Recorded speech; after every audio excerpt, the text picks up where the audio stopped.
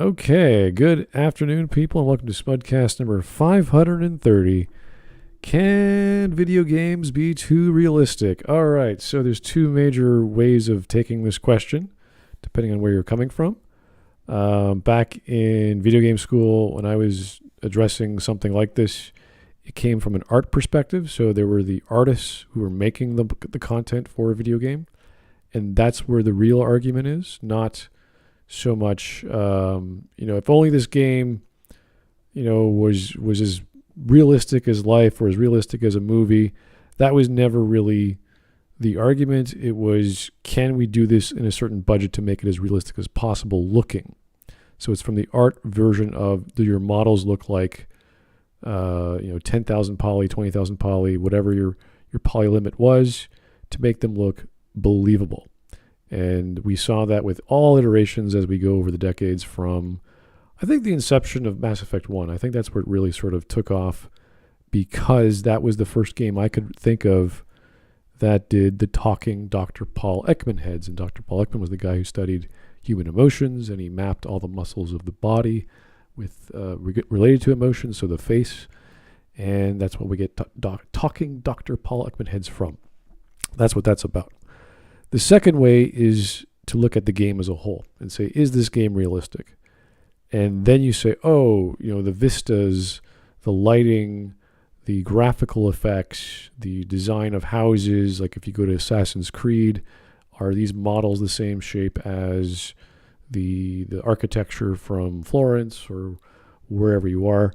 So there's the game aspect as a whole, and there's the human faces as an art style. And usually most artists that we argued with or talked about in college would say it's not cost effective to do that at the time. We're talking like 2002, 2003. It's not cost effective to do that. What you want to do is a stylistic approach to everything. So once you have a style with your production, then you apply that to everything. So it's not just the sprites, it's the architecture, it's the level design, it's lighting, it's everything. So that's what was a more relevant argument to make, because no one goes, hey, let's make the most realistic looking game ever. We're going to put Unreal 5 or 6 or whatever the hell cutting edge bleeding technology we got, and we're going to code like we're making Heavy Rain, where every goddamn step is like a new interface with your controller. No one thinks like that, because it's too much effort and you're not going to get much out of it. So yeah, that's the third variant of realism in games, or being realistic, which is about mechanics, which you mostly see in simulations of any kind. Kind of. The more intricate it gets, the more unplayable, you could say, and there's a niche of gamers for that. Yeah, like when you talk about, I remember when Metal Gear Solid 4, was it? And you could see Snake could hold a gun on either shoulder, depending on what angle of the wall he was peeking out of. And right. Like that was, oh wow, what an attention to detail. That's really realistic. And then you see other shit like he rolls around in a barrel and he just bowls people over, and you're like, oh, this is not.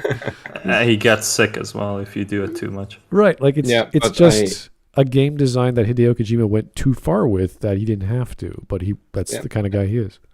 I was more talking about flight simulators, economy simulators, and some 4X games like to do that as well. It's usually less helpful in other games. I think you can sometimes have an elaborate mechanic, like the mandatory walking balance mini game in Death Stranding, because otherwise you would just auto walk in direction. But that's not from the game design perspective. In regards to visuals, there is even a style called hyper-realistic, where you go beyond looking realistic, where all the character features of characters are buffed up, but not in a cartoony way, right, but in a human but 150% way. Yeah, where it's not just about the super muscles. It's also the the facial features, the creases, the folds, and the lighting adds to that. And that is then considered hyper realistic. Yeah, that's the visual element. Like one other aspect of realism that I think is more relevant to this sort of conversation is a scene in a game or whatever you're trying to create, and you want that nuance, whatever that nuance is. And I always go back to the Wayne Haas conversation in Deus Ex Human Revolution. Wayne Haas is a police guy at a precinct. He's behind the counter and he knows Adam Jensen. Adam Jensen walks up to him, and you start the... Yeah, it's the early convo at the beginning, right? One of the first ones. And as soon as you see that, you're like, wow, this feels like it's a combination of writing and dialogue. So the writers knew what they were doing, the game designers knew what they were doing, and then you play it and you're like, oh, I'm actually, trying to hack into this guy's body through pheromones and influence him, and it feels realistic, even though there's no way you could emit pheromones and control people's minds and do all these cool things and see their heart rate. But it felt very realistic that he's a guy, he's got problems, he knows your history, you know his, you're kind of war buddy-ish people. Mm-hmm. And that scenario, as weird and sci-fi as it was, felt real. And that's where I thought they have a nice balance between the science fiction elements and the believability of the scene with storytelling, etc. Yeah, the other element of where you could, I wouldn't call it too realistic, I would just call it actually realistic, is when you have characters and storytelling that just hits so deep with a believable real scenario that it can make it emotionally too taxing to play. I had that effect with what was the name? Because I couldn't play for it. It was really too hard for me emotionally. Don't say Lufia. No. No, it was a war game. Okay. God. Oh, is it that side scroller where you're surviving in a sort of war-torn city? Yeah, urban setting. Yeah. What the hell's the name of it? I played that. Yeah, I just had it. It's good that you know exactly. That game is tough to play. Yeah, you're right. Mm-hmm. The choices in that game are: do I steal from this elderly couple to keep myself alive? Yeah. Or like all these really hard choices to make. This war of mine. Yeah, there you go. This war of mine. Yeah. And I even got that gifted from a very good friend at the time. I miss him. But I because we both tried to play through that and we both couldn't. It was just oh my god, the fucking choices. And it haunts the characters when you make when you commit actually bad deeds. You can't just go in and kill a bunch of people to get their stuff and nothing, and it doesn't affect your character. No, they have mental breakdowns. Yeah, so that's interesting because it's no longer fun. It's kind of like, oh my god, my sense of guilt and what I've done. It's a real drama. It's like reading a good book. Yeah, and you realize, well, I did this even though technically it's not me, and it's no longer just reading a good book. You are the character doing this thing, and you kind of feel bad. It's either that or you care about the characters. Well, yeah. Even the NPCs outside.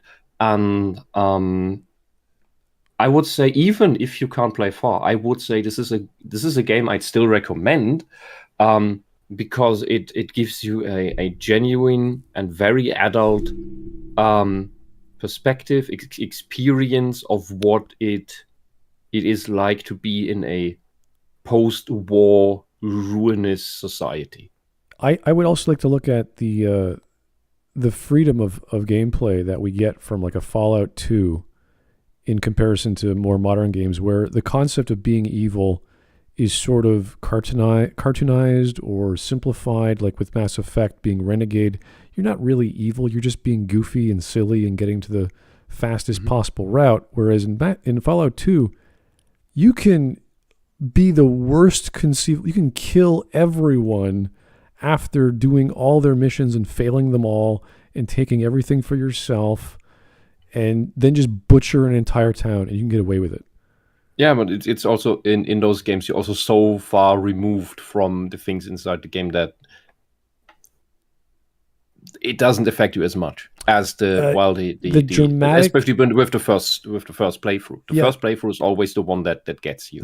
The dramatic elements of the story. This War of Mine is you can't ignore that part. Yeah, it's kind of like when you talk about evil in video gaming. It's like there's those games where you get to play the evil mastermind or dungeon master, or even with Mass Effect, you're not really evil. Yeah, you kill people, but you kill people in gameplay all the time. Narratively, it makes no difference whether you're using a renegade action and you're stabbing someone in the back with an electric tool, or you're blowing their heads off with a high-powered assault rifle. It's the same. You're still killing people. So with that, they streamlined it to make it funny, and that's what ended up happening in Mass Effect 2. Was the renegade system became you're just a dick and it's funny. Like that's all it was. Whereas Paragon was, I am an outstanding space dude. I'm going to help people. Whereas Renegade was Space Paladin. Yeah, whereas I'm just like, I want more sales off my purchase of guns, ma'am. And you're like, what? Who? Don't throw a fissy fit, sir. This store discriminates against the poor. You're like, what? No, we don't. Like these dumb scenarios that don't really make you feel bad, they make you laugh. So evil never came across properly unless you played a D&D game like Baldur's Gate or recently. I think the one that did it closest was Planescape Torment. In regards to character stories and how it affected them.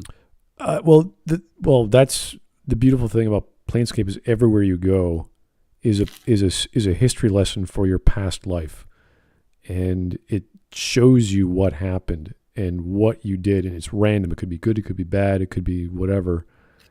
And the whole game is basically reading a book about what happened that you don't remember, and everything's about you. And it's kind of frightening that all this stuff happens that you have to figure out. Either way, we're getting off topic, but it's fun to talk about.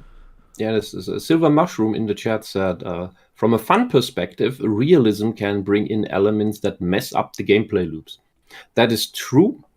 On the other end of that is that sometimes you stumble across something in a video game that you think is probably not implemented, but then works like you would expect it to be in real life, and you're surprised that something in the game can be done as you would expect that you didn't expect. Then you get games like nice. An interface like Heavy Rain, where I don't know why he had to experiment with every single camera angle and every single button press and joystick maneuver, and because it was also based off orientation of the joystick because of the Rumble Pack, or was it PS3 I think that had it.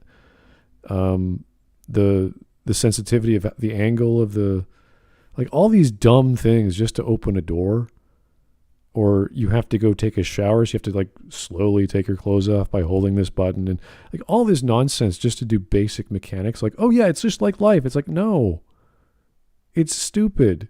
It's annoying. It takes 10 minutes to do one scene through inputs, not because of I know what I need to do and I have to now do it. So it makes life tedious and annoying, which is what you don't want in a video game. Anyway, let's get to the video. I didn't even introduce it yet. This is from Rabid Luigi. Hey, it came out on May this year. He has about 340,000 subs, and this video has less than 12,000 views. So seems like a popular video, 1.1K upvotes, and only 28 downvotes. So interesting. And this will take, apparently, I can't even read the timestamp. I think it's like 18 minutes.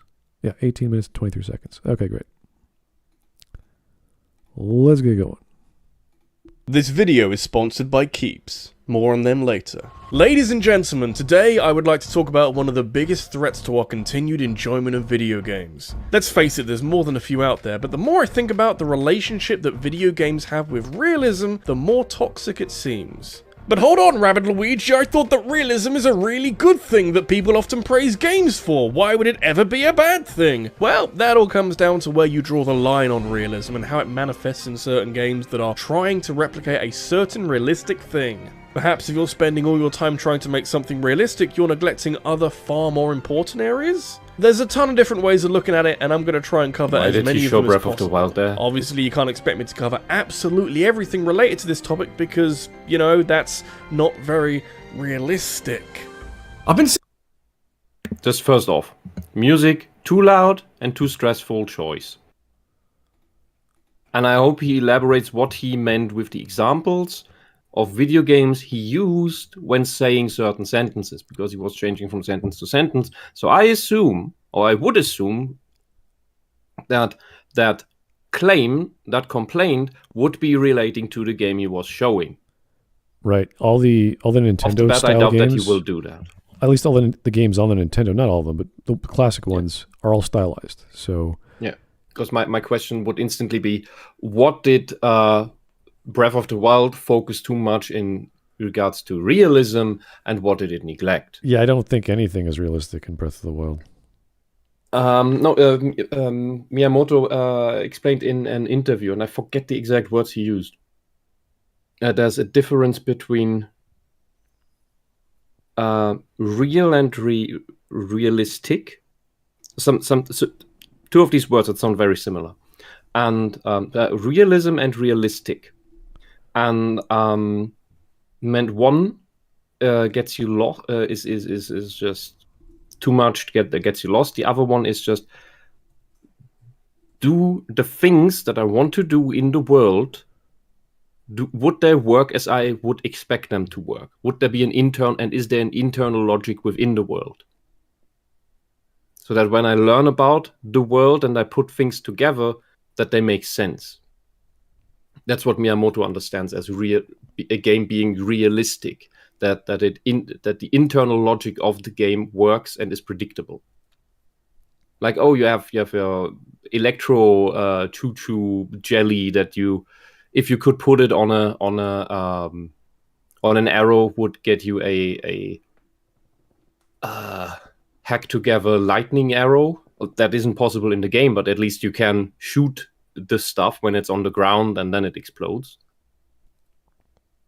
Yeah, I remember. But things like that. Any mechanic which is the main gameplay loop, you want to be detailed, and it could be as stupid as possible. Like I remember an Iron Chef cooking game where you have a side-scrolling collection of ingredients, like this little sort of action hack and slash thing, and then you run back to the kitchen with all your ingredients, and it's like you're playing Connect 3 with these gems which represent the ingredients you just had, and you have different kinds of Connect 3 levels or pans and pots that have certain reasons and rules to follow. And it was like, this is pretty stupid. Like it's a fun, silly game, and then it has a story behind it in each chapter. But it's detailed enough that that's the main loop. You just go get ingredients by fighting in this cartoony side-scroller game, and then all of a sudden you're playing Bejeweled with different maps. So nothing to do with cooking, but that's the premise. On this video idea in one form or another for quite a while now, and I think it's actually going to cover everything from realistic graphics to whether or not video games are too violent these days, and it has been a bit of a headache getting this thing written. So much so that I can feel the stress rise up and the hairs on my head run for the hills, but fortunately this video is sponsored by Keeps and their FDA approved treatment for hair loss. Oh my god. Way to go to an ad. Oh my god. Some people can rock a bald head. Oh god, those painful smiles. 2 minutes. Have you seen how long the what is it? The food ads are on Shareversity's videos? No. I know, It but doesn't he's stop. enjoying it at least. And it's Yeah, him being he is, the and he's film. making little skits and sketches out of it. Sometimes putting a few jokes in. Okay, but I still skip it because it's fucking 2 or 3 minutes. Well, like that's a cool. quarter I of the don't watch his video. videos at all. That's how I skip it. You know, if I ever have ads, I don't watch all of them. I sometimes that sounds like an interesting don't title. watch a By the way, single here's one. the food ad. yeah, no. If I were to have ads, it'd be like, "Hey guys, here's a thing, buy it." The end, buy right at the end of the video. Like, what the hell is that? Like, something. I mean, at least I'm okay with this kind of placement. Where, by the way, here's what this video is about. So TLDR summary. right? Yeah, it's good. Without the content, but just here's the headline basically, and then there's the ad, and then there's the content. Instead of what I feared would be, he announces the sponsor at the beginning, and then somewhere in the middle at random brings in the ad where it's just annoying. It's like with Ben and disrupts the Shapiro. flow. Anything he says, all of a sudden he stops every 2 minutes to talk about random crap. You're like, Ben, Do you think like the guest who is being interviewed is pausing for like 5 minutes while he's doing his but now commercial? here's a But- 30-second me rambling on about gold stocks. Like, what the fuck, Ben? I mean, like Ben probably is like such an expert that he can do it in one take, so he doesn't need to take multiple ones. But still, It's but, so off-putting. It just breaks the whole. he flow. just turns back to the person, continues on. By the way, I'm still waiting for his arguments, but what I have noticed, this is very apparent because I have been editing videos for a long while, is that his video is interlaced and it has those very jagged lines, and he's like making sudden movements. It means like his video format is fucked. Oh. It's unsavable. It's just weird to see something like that because like last time I saw it, this was in the 2000s. It's quite a relic. Okay. I'm just wondering, did he just move or something? Because his you need to, if you have over 300,000 subscribers, which is an achievement. Clean your room, at least your background. If anything outside the camera is a mess, doesn't matter. But the he was part so with the stressed cameras that he on was just- balding, so he had to get sponsorship. Come on, like Yeah, give but this man a break. All right. Fair enough. you just need to shove it to the side, like He has to take battle with the room. powers of capitalism. Yeah, he's got a or roll over it. he's got a weird lighting fixture that's doing. It's not even turned on. I don't know what that thing on the left is supposed to do, but he just sort of left it there. I'm like, dude. I don't know. I think that's one of these things that should give you better lighting. Yeah, but, yeah, I know, It's but it's on the wrong side. He's like, what are you're not using it, so don't put it in the shot. Anyway, doesn't matter. Let's go. For a second. I don't really know where to start with all of this, because talking about and judging realism in video games is really hard and kind of exists on a sliding scale. I think if you we want did to put that too pretty much well thought in into it, our you could argue that a bunch of early intro. games are actually quite realistic. Pac-Man, for example, it's realistic that the ghost would chase Pac-Man around this maze since ghosts are traditionally scary, and it's also realistic that Right. Pac-Man would want to eat all those pellets because they look damn tasty. So is Pac-Man realistic? Did I just see Pac-Man walk through a bunch of ghosts? Yes, What? I have this. How? he's playing a very special version of Yeah. What the hell? This was dumb.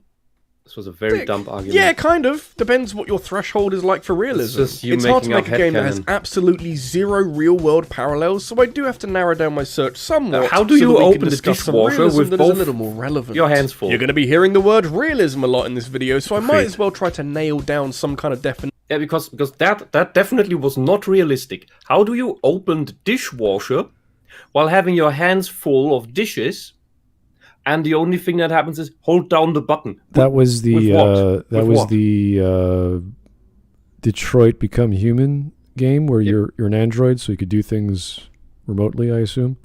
Yeah, you can use your foot. Didn't look like it. It just magically opened. Well, after you play the really, really bad QuickTime event. Well, yeah, no, it's the androids communicating to other electronic devices. You hope so. Well, that's obviously what else could it be?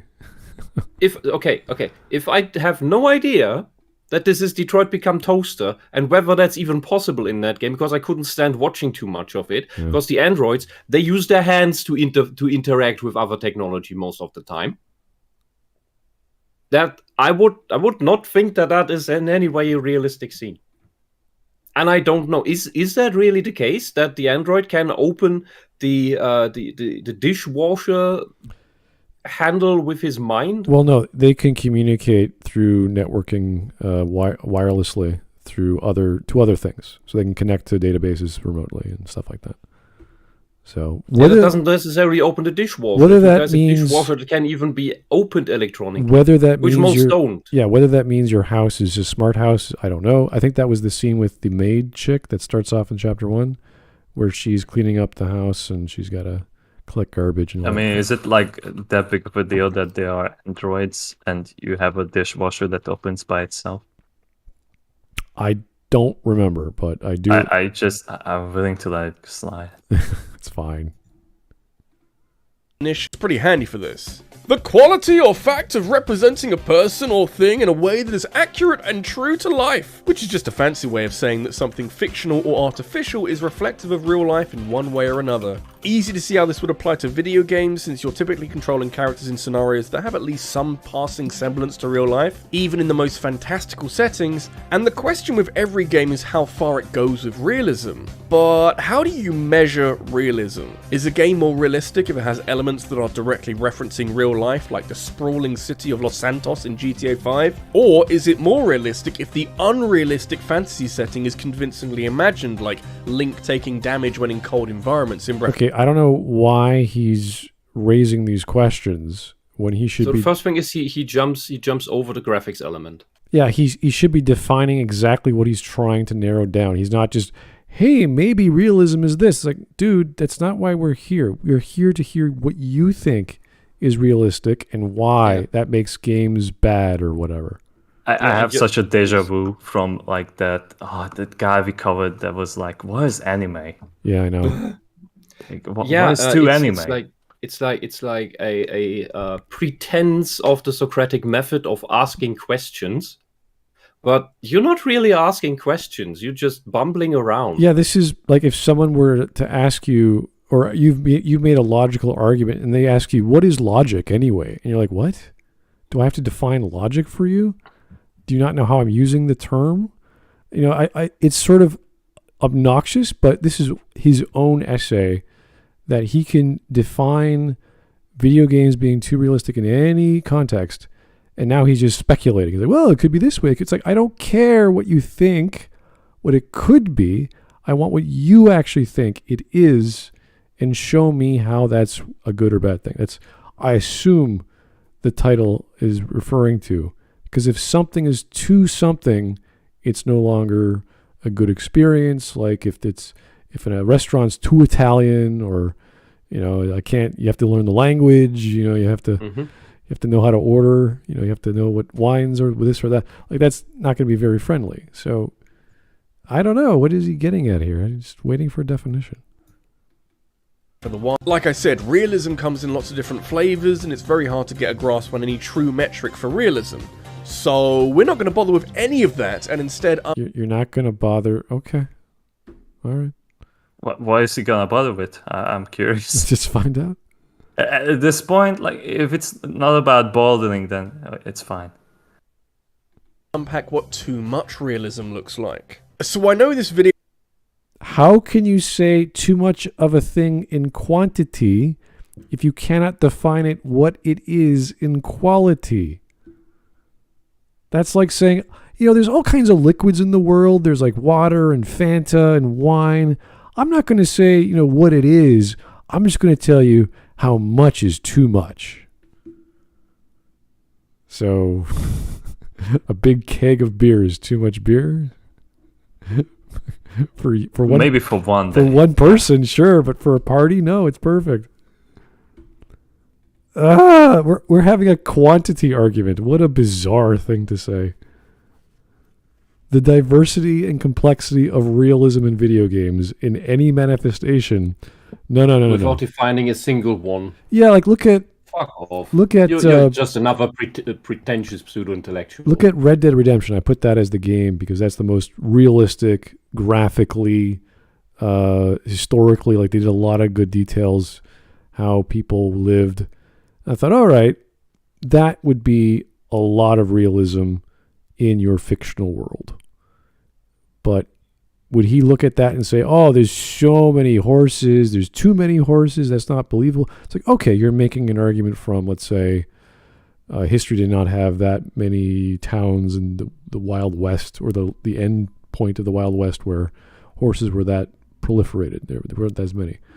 You might make something like that, but that's a very specific kind of argument on quantity. So what is the point? Like this story had too many trains. Completely unrealistic. It was titled like a question so as to try to stimulate a debate on this topic and also to try to get people to watch my videos for a change. But I'll answer it for you right now. Games can absolutely be too realistic. There's a balancing act that needs doing so that a game can be reflective of the enjoyable parts of real life while making sure to streamline the slower, more aggravating parts, and I feel like there's a few games out there that forget to do the second bit. A relentless pursuit of realism above anything else can blind a game's developer to some other important features that are undoubtedly more vital to a game being enjoyable. And while making a game... Alright, well, let's look at Hideo Kojima, the guy who is anal retentive about everything. Every single thing on the screen, whether it's interfacing, menu, GUI, the freaking bottles, the ice on the goddamn floor when you shoot the bottles, and for whatever reason the ice would melt, and like he did all this stupid shit because he could. Oh god! Like, have you remembered the story where was it Snake Eater? Yeah, Snake Eater, and there's the fight with the end, the sniper, right? And originally Kojima was playing that fight to be 2 weeks long, but the entire dev team told him that, like, no fucking way, no Kojima! way. That, like, his original idea was that, like, hey, the player's gonna like want to return to this fight like every day, and eventually, like, the end is going to lose it. It's like, no. I do know. Why do you think they have him die after a week of not playing the game? Yeah. Yes, that was a really good touch. Yeah, you could just skip the whole fight just by cranking up the clock, and you can. You can skip it two ways. You can come back to it in a week, or you can kill him off early on in the mission. Oh yeah, that's right. When you have the sniper rifle and you could aim. I think as soon as you get, that. I think as soon as you get the rifle, that's when you encounter the end from like way far away. You can snipe him out there. Yeah, when he's sitting in his wheelchair, like His wheelchair, they're wheeling him away.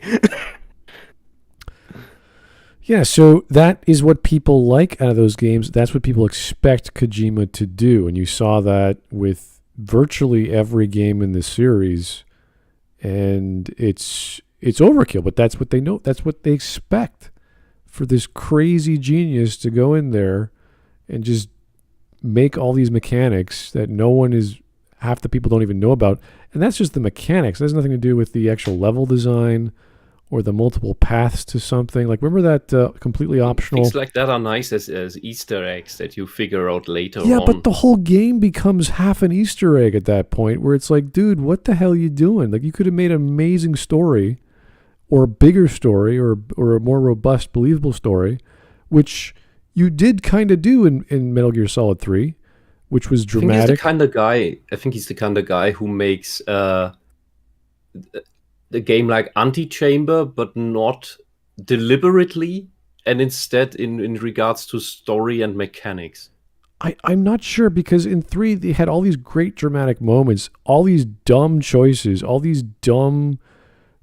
superhero scenarios. You're like, why is a guy flying in the air with a jetpack and then exploding into like supposedly space because he's an ex-astronaut?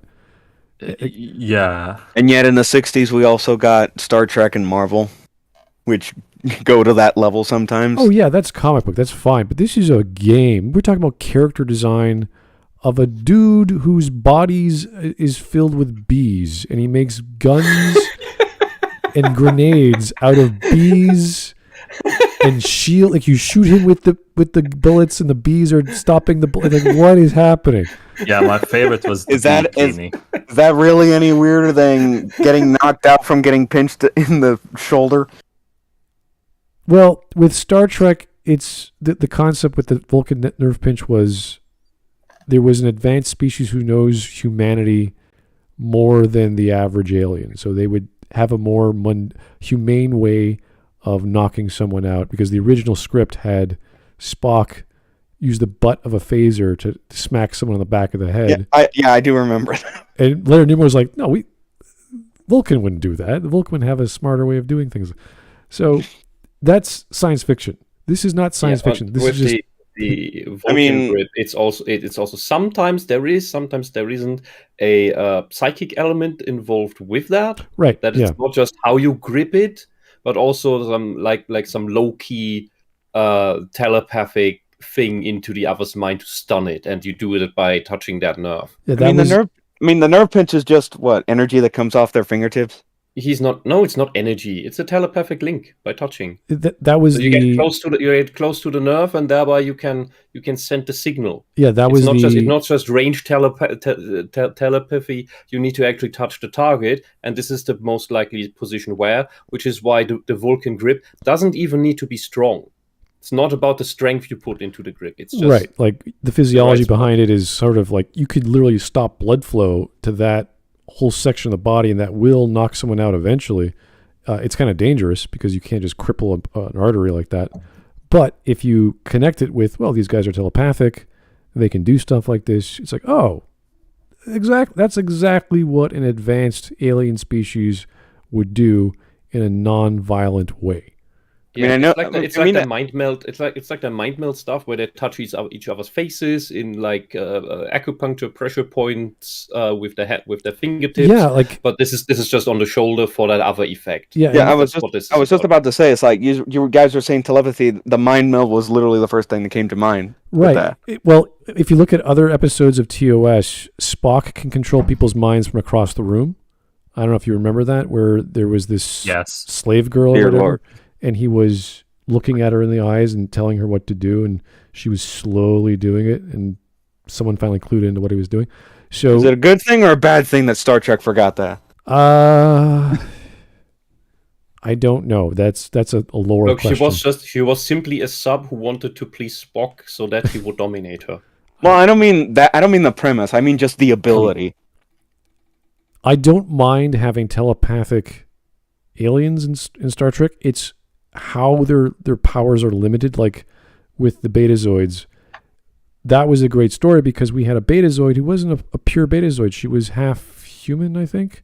So her powers weren't telepathic. And if you read the corresponding books by Peter David, they go into her backstory that she had to learn to be telepathic. She had to develop the ability to communicate with her mom because she was shunned as a little girl, but she's empathic, so she could feel feelings no problem. And that's a pretty... What an empathetic species that bullies people. Yeah, well... she was originally supposed to be telepathic, right? And then they changed it to empathic. That's a good thing. Such a dumb... It is the dumbest ability ever, because it's not even a real thing. Either you can assume what people feel or not. People who just feel what they assume other people feel, most of the time they're just making shit up in their heads. I know, but that could have been a really great character to use. They never used her, though.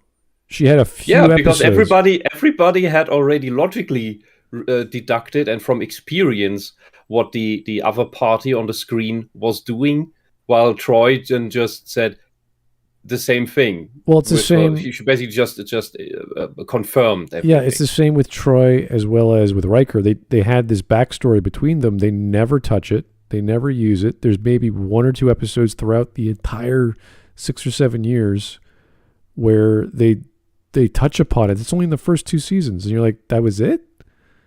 That's all it was? Mm-hmm. And then they bring back Riker pre-Riker, where he has his clone. And he's like, oh my God, it's the woman I love. And it's like, whoa. What's his name? Tim? type. Yeah, but it's Tom because Tom came back in DS9 as a Maki. Oh yeah, Yeah. that's right. That was weird. Yeah, so they have I know. all this, they But have all these. he seemed like a more fully grown character than Riker. Well, yeah, Somehow. they took all these characters and they just fleshed them out and they forgot about them. And you're like, what? Come on, guys, like do something with them. So Star Trek has some issues, but either way, game designers, anal retentive. If that's your thing, good for you. But most games do not need this level of detail unless it comes to a point where you're frustrated on a mechanic where you should be able to do X, but you can't because you don't have some block of concrete or whatever to make your item crafting solution. So there's all sorts of annoying things, but that's gaming for you. That's how it goes. Anyway. Game as realistically as possible is often an impressive technical exercise. It likely wouldn't be the most Yeah, we're appealing looking part at of the visuals. majority of games out there. Red Dead Redemption 2 is a fascinating case study in how to almost get realism perfect in a game, because fuck me sideways, this is an absolutely we're stunning at game to look visuals at. again. The work done to ensure that this game has convincing environments and beautiful vistas to gaze at is so impressive, and this is carried forward to a lot of the animations and motion capture work, and the way you have to sit there for a full 20 seconds every time Arthur Morgan skins an animal, and the shrinking and expanding horse testicles based on the surrounding temperature. This seems like an unnecessary addition for a game to have. Like, I know why Red Dead Redemption 2 has done stuff like this, because I'm sure the design Pandering to brief was Wolf. for this game to focus on realism and to have as many of these little details as possible, but I do struggle to find the inherent value in this sort of stuff. The horse balls are fine, I guess, since they Okay. don't get in your way So, unless you what? go somewhere really. I'm looking at them. This is the fourth time he's showing us. We get it. Dude, then you have no appreciation for detail. But Then- it- then- then there's no stick hair on with- it, so stick like with you should arcade use games. keeps so you can grow the hair back. Then stick with arcade games that just have squares and triangles on the screen. Because this is about attention to detail. People appreciate attention to detail. It's not necessarily about horse balls. Yeah. And if you're fine with them, even if you say it sarcastically, because I'm not even sure whether you are, then why is everything else a problem? Yeah, this is not an argument for or against whether games are too realistic. This is just He's one of those people who just argue back and so forth, stupid. back and forth, back and forth in order to appear as if pleasing everyone who holds any opinion. this is like you have a weather system and then you decide to put a real-time thermometer on your car and in your video game. It's like, yeah, okay, that's nice.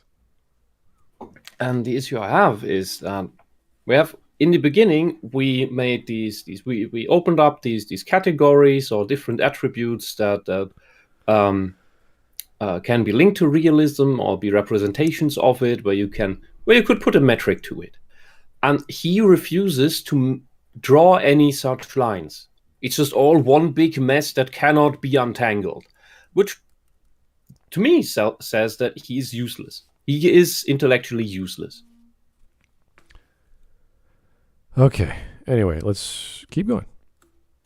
really hot like an active volcano, and then the balls expand so much that they destroy the world! But lengthy animations funny. actively work against a player's enjoyment of the game. Yes, technically, if I was to go out hunting for animal skins right now, I'd have to stop recording this video, but I'd also have to sit there and actually spend a lot longer than 20 seconds skinning each animal, so it's not even that realistic.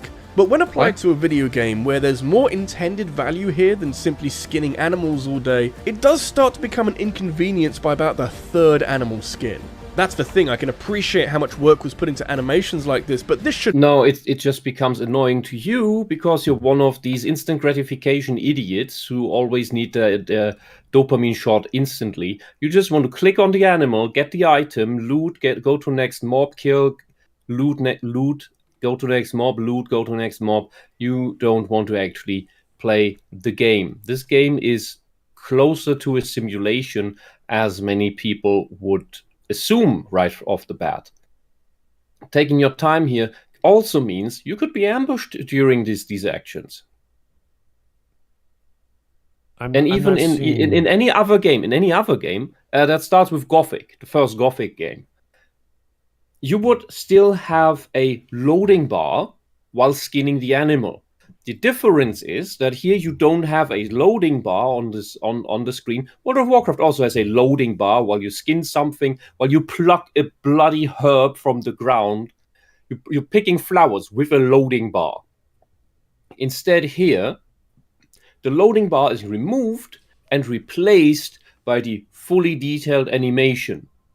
That's all. You're basically looking at a loading bar. And it's a more realistically timed loading bar, which is the annoying part to you. It's still not as fast as it might be in real life. There are people who can skin animals extremely fast once they know how to do it, especially when it's part of their profession. If you've ever been acquainted with professional hunters that do all this work themselves, they can be damn efficient. But it won't be click and you have it in your hand. In your hand, you don't poke the animal and have the skin in your hand. Yeah, this is not. You're playing the wrong game if you want that. This is not an argument. I don't know why he's bringing this up, but okay. The option 2. I don't know if you've played it before, but other than hunting animals, like exciting gunplay and an incredible story full of twists and turns, and I don't want to spend my life watching Arthur skin a bear. I have other things that I want to do. Play a different game if you want that. Realism is the sort of thing that should never be prioritized over more traditionally valuable components of video game design. Sacrificing a bit of realism in order to streamline a video game and to make it more fun should always be preferable, since the average player is far more likely to recommend a game Your definition to of others off the fun back is of some very sick, different nasty from mine. gameplay than some fancy animations. Okay, wait a second, but the whole point of Red Dead Redemption is to tell a story with realistic settings and thus realistic visuals, so you want everything to be realistic as possible, not like he's going to skin an animal for like 30 minutes. Yeah, exactly. I have never heard anyone complain about Red Dead Redemption 2 have much time invested in the skinning part. Yeah. Yeah, and what I've been saying is my definition of fun may be very different from his. He wants click fast, get loot, get to next thing. I click think loot. does he? I don't even know. I'm gonna play such a game. He doesn't say any of that. It's the obvious implication I draw from this. The way when I would play a game like this, whether it's Breath of the Wild or Red Dead 2, and I go into the wild to get some stuff, that is a chill and relaxing experience. It's not a speed run. It's getting out there and just doing some shit in the wild. And when I look at this, and that's where the fun is. A game can also be relaxing. That part can be relaxing. And when I look at this screen isn't fun because I see a lot of communist flags and nothing is burning. Well, I'm quite sure in Red Dead Redemption, the wilderness is not as realistic as possible. You have to have stuff in the world to do. So you might have a little too many bears running around. You might have a little too many hyenas and cowboys and whatever because you need stuff to do. And that's kind of the silly game design of many open world games or any games where you explore. Like in Diablo, every 5 seconds there's some maybe 5 to 10 seconds, there's some respawn of something trying to kill you because there's so many people playing at the same time that they've already killed things. So you have to, if you're not doing anything within 20 seconds, you're like, what the hell am I doing out here? In Diablo, I wouldn't expect to take 20 seconds to skin something if it had the mechanic to skin enemies. Right. And plus, because that is a completely different game with completely different pacing. Right. And if there's a thing to do, like open a door or open a chest or do some other mechanic, that has a little time bar and it goes bzzz and it takes like 5 seconds. So the assumption is, oh, I have to do this thing. This is my mission. Let me kill everything around me in a 10-meter radius, and then I can do the thing. That's just the gameplay loop. So you have to do things quickly. That's not realistic, but that's fine. That's the style of the gameplay. And I don't expect, Arthur to go into the bathroom and, take 5-10 minutes while you play a shitting mini game or something. I don't know what you would do, but you wouldn't do that. That's not fun. And game designers know that. They're not going to just make a realistic game as realistic as possible because that's not fun. It's a game. They know that. The central game mechanic or the central game design is fine of doing a realistic as possible setting. So that's not an argument. You can argue against that, but you have to show me why. This is a known quantity among games developers and something that has been satirized in the past. Desert Bus is a classic example of a game that is fiercely dedicated to realism to the point of requiring the player to watch the desert go by all throughout the literal 8-hour bus drive from Tucson to Las Vegas. Clearly a joke and most likely Beautiful. a trick because of who made it, but this is more like parody realism, the sort that a game would never. Have you seen the Euro Truck Simulator? Yeah, but how is this a parody? You're driving a truck. So Yeah. that's the Yeah, point. I mean, isn't this a realistic depiction of United States roads? Don't you have these long, straight roads through the desert where nothing happens and there's no one on it? Yeah, but that's Yes. it's a simulation. That's the point. Like you expect that level of detail.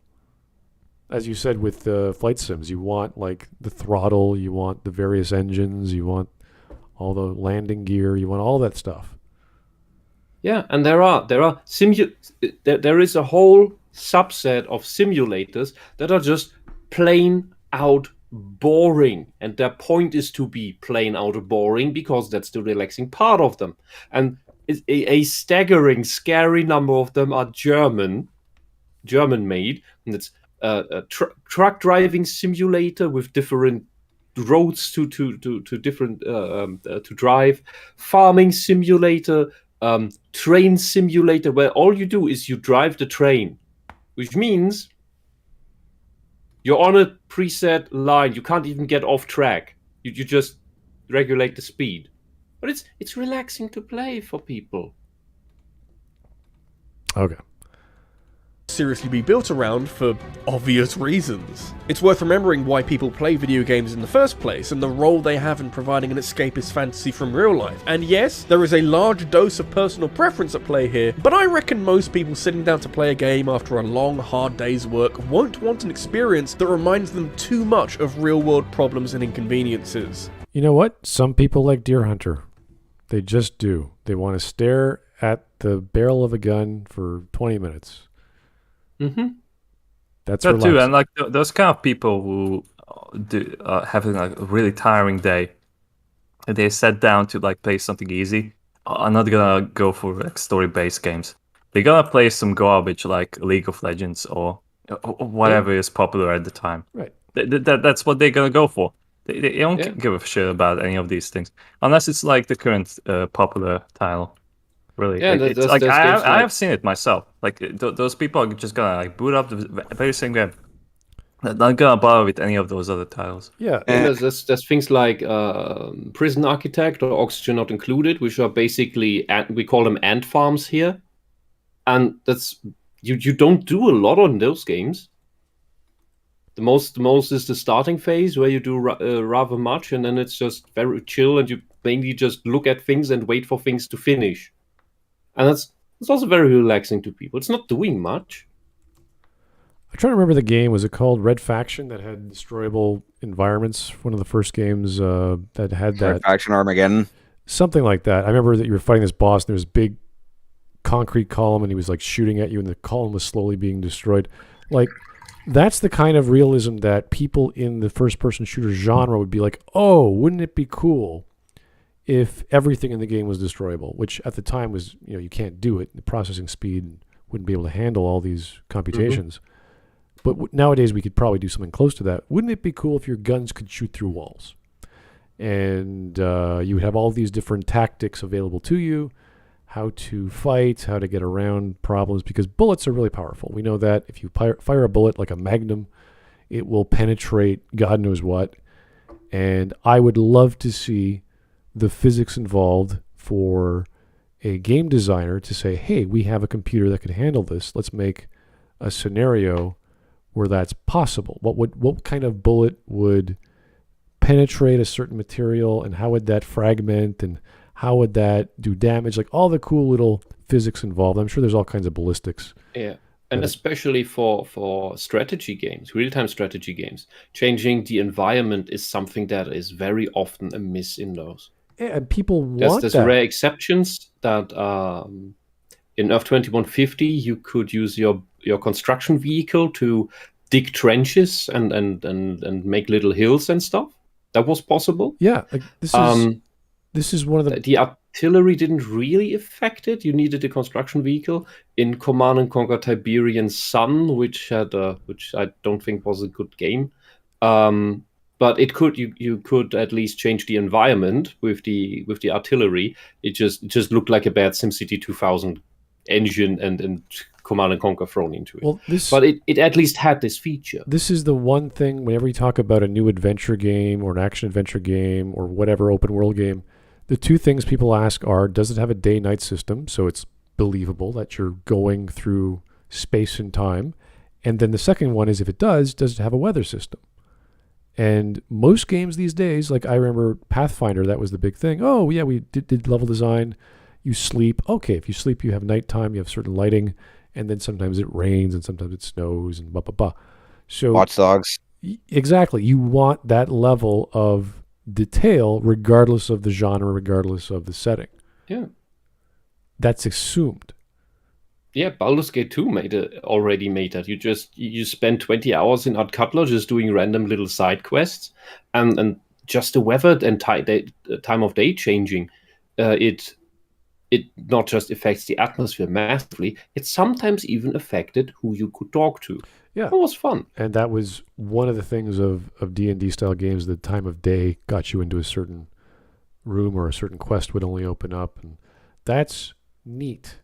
And having on the next playthrough the same fight in the street instead with it's daytime, but it is really, really dark because there's a real big rainstorm going on with lightning coming down. That same fight had such a different atmosphere, and it's really hard to see your enemies even. They were doing that way back in like Dragon Warrior 4, I think. Like you had day-night systems, and the town or the castle changed depending on the time of day. So the mechanic has been around for a long time, and we're just seeing more detailed versions of that as the years go by. So you expect a certain level of attention to detail nowadays.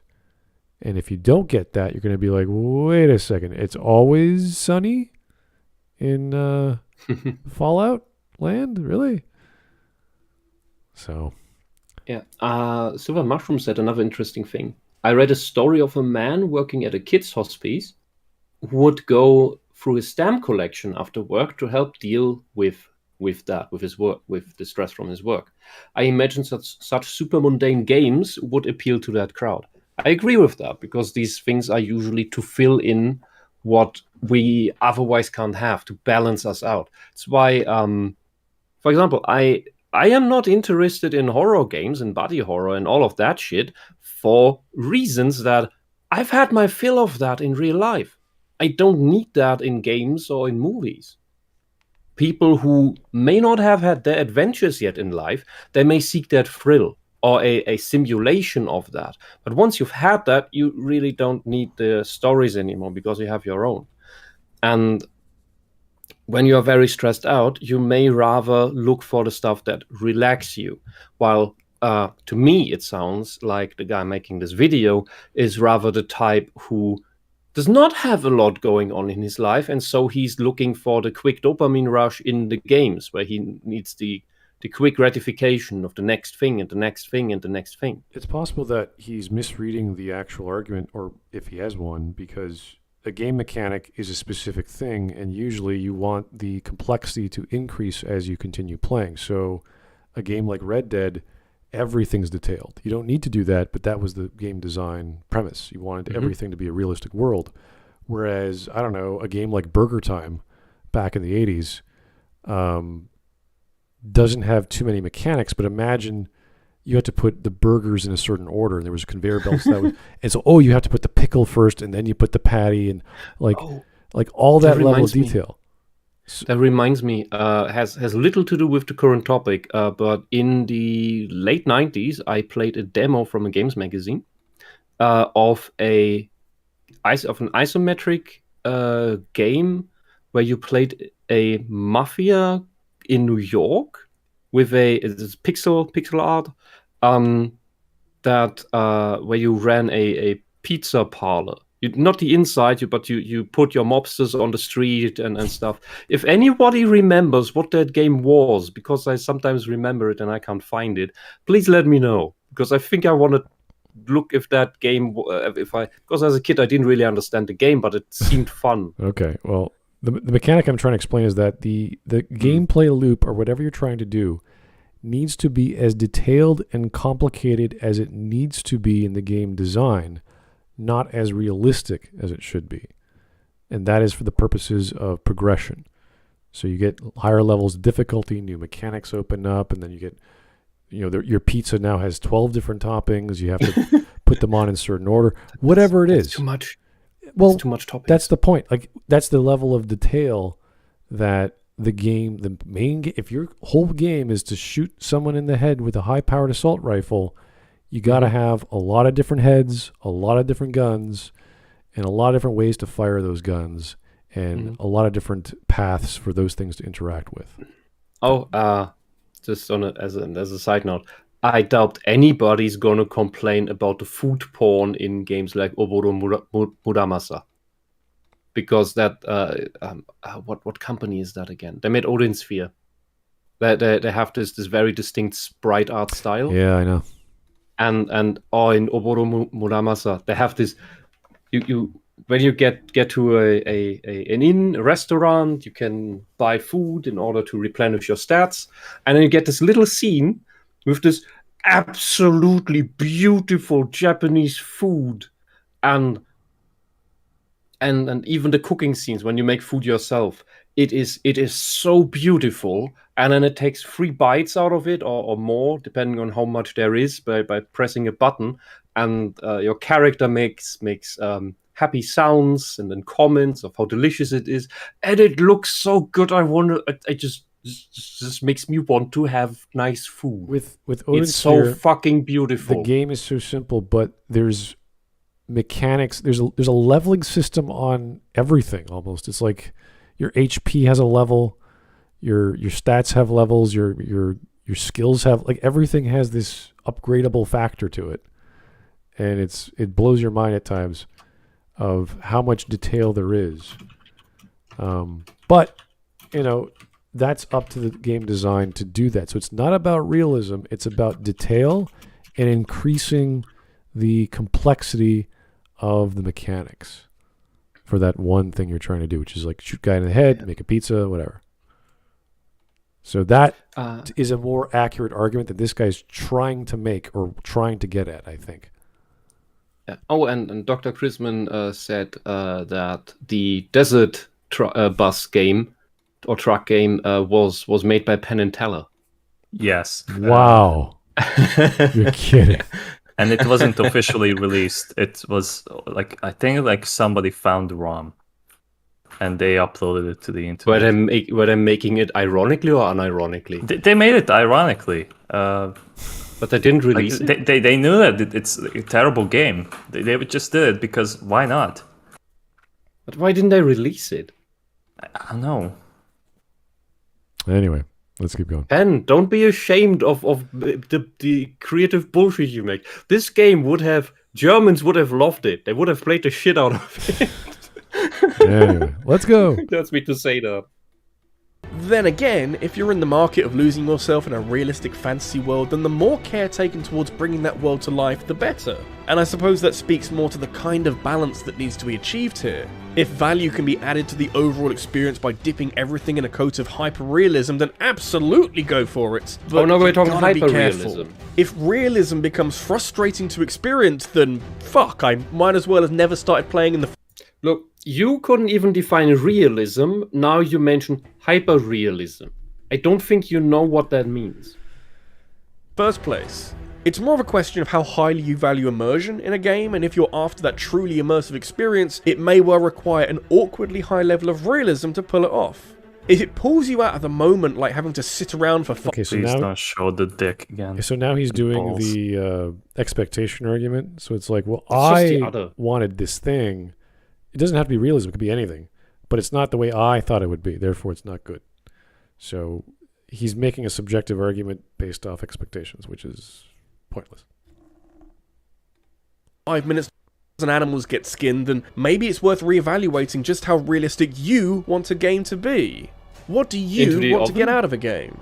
We only ask the tricky questions on this show. Making a game realistic clearly takes a lot of work. You're not just developing No a game shit. so that it can carry out a set number of processes so that a player reaches one of several win or loss conditions. There's an extra layer of polish required to throw a player off the scent that they're playing a video game and not experiencing some magical adventure through the eyes of a protagonist that they're living through vicariously. If you think about where the technological advancements have been in video game development over the years, there's been steps taken optimizing how data is stored and read by a console, but mostly it's been on how a game is presented to the player. Compare Super Mario World from 1990 and New Super Mario Bros. U from 2012, and among a long list of changes, the biggest is the presentation with a more graphically intensive art style and fluid animations. It's the easiest way of demonstrating progress and a handy tool for the marketing department to prove to customers that this new game is just straight up better than the previous ones.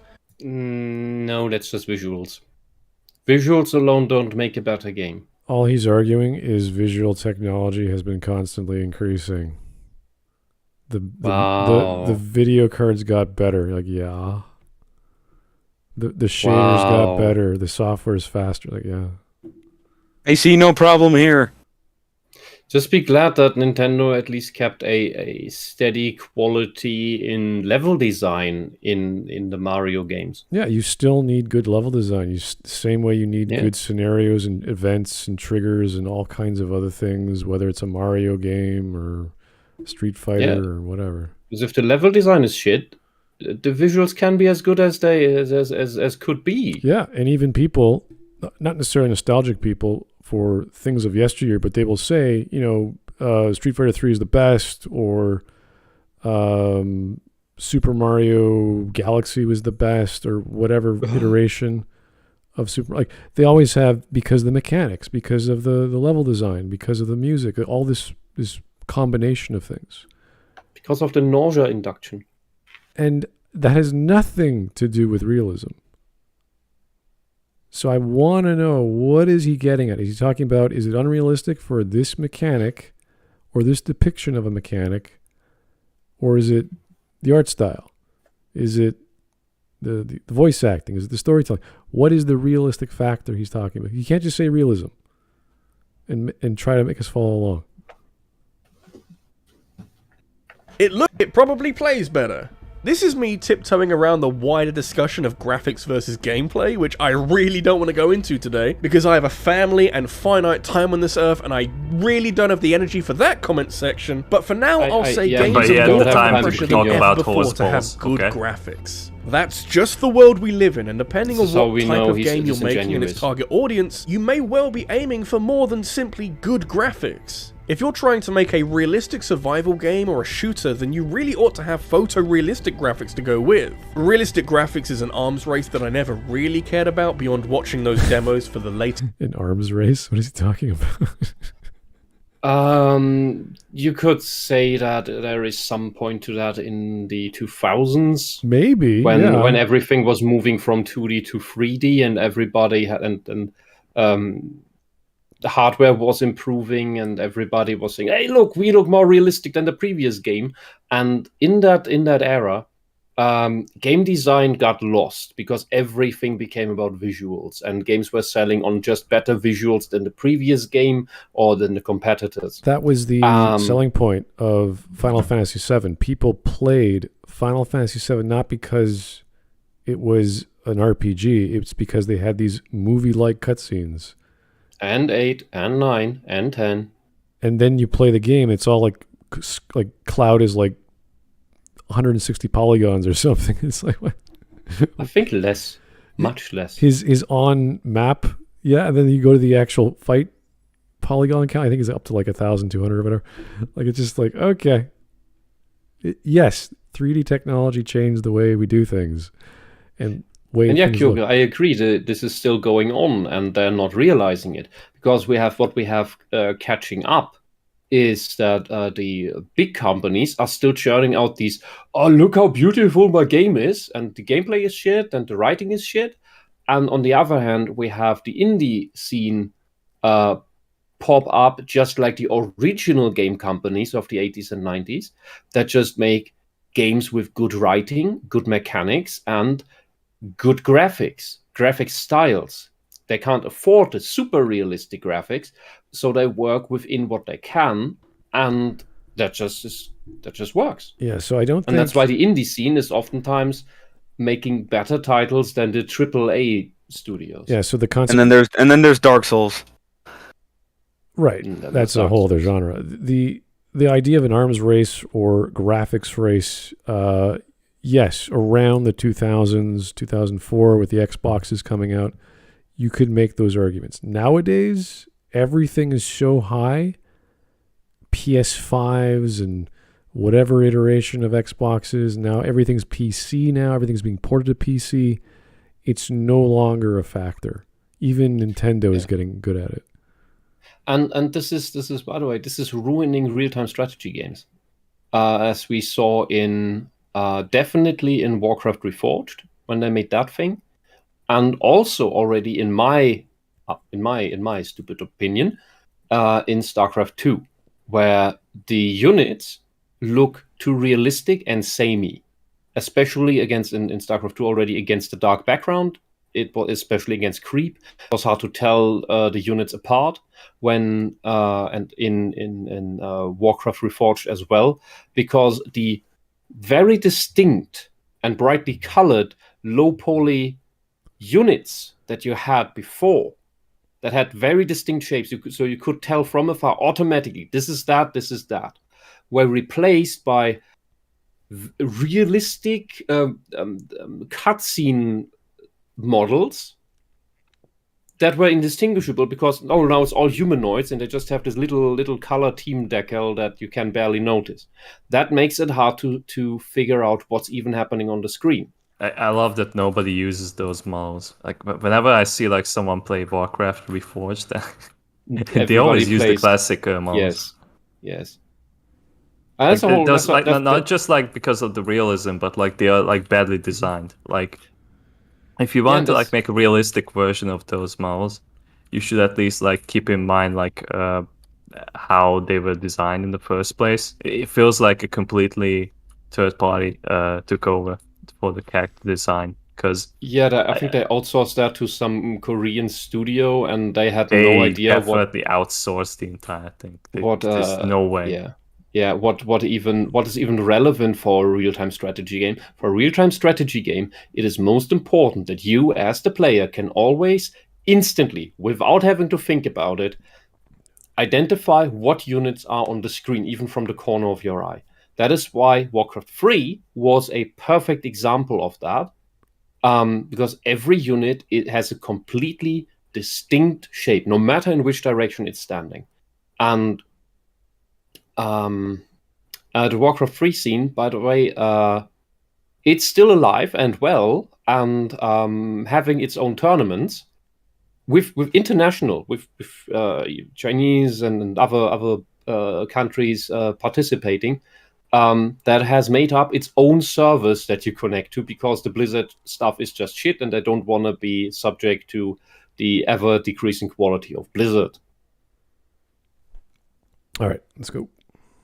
This new engine and being impressed at just how many polygons are being blasted into my corneas. But the inevitable truth is that if you're aiming for a game to be realistic, you better get to work on those graphics, my friend. The technology has progressed to the point where we're using motion capture on every important character in the game and rendering environments in painstaking detail. But the angle I want to approach all this from is the amount of work that goes into making a game look like this. It's a hell of a lot of coding and rigging of 3D models with hundreds of animations so that a character doesn't act artificial, and you multiply that across the breadth of a AAA video game, and you could show us the this is like the kind of like video that like you get from someone who has absolutely no idea video about game development. This is like I have seen like this 100 times. Seriously, like I was like keep silent about this, but this is like starting to piss me off. Please elaborate and vent.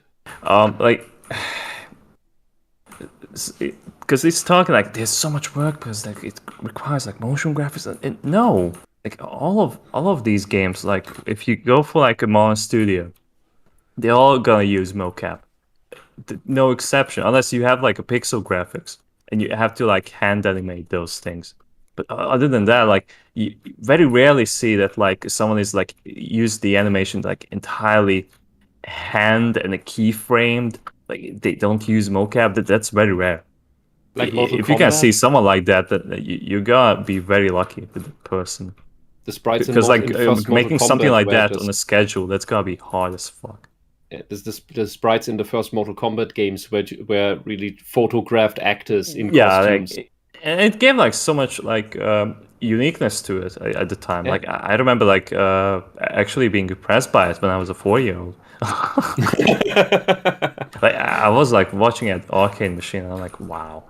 Yeah, but the This amount is of time and effort it took to get it that far was a It lot. was all worth it. I can tell you that. It was worth it, but it was a lot of effort that went into that.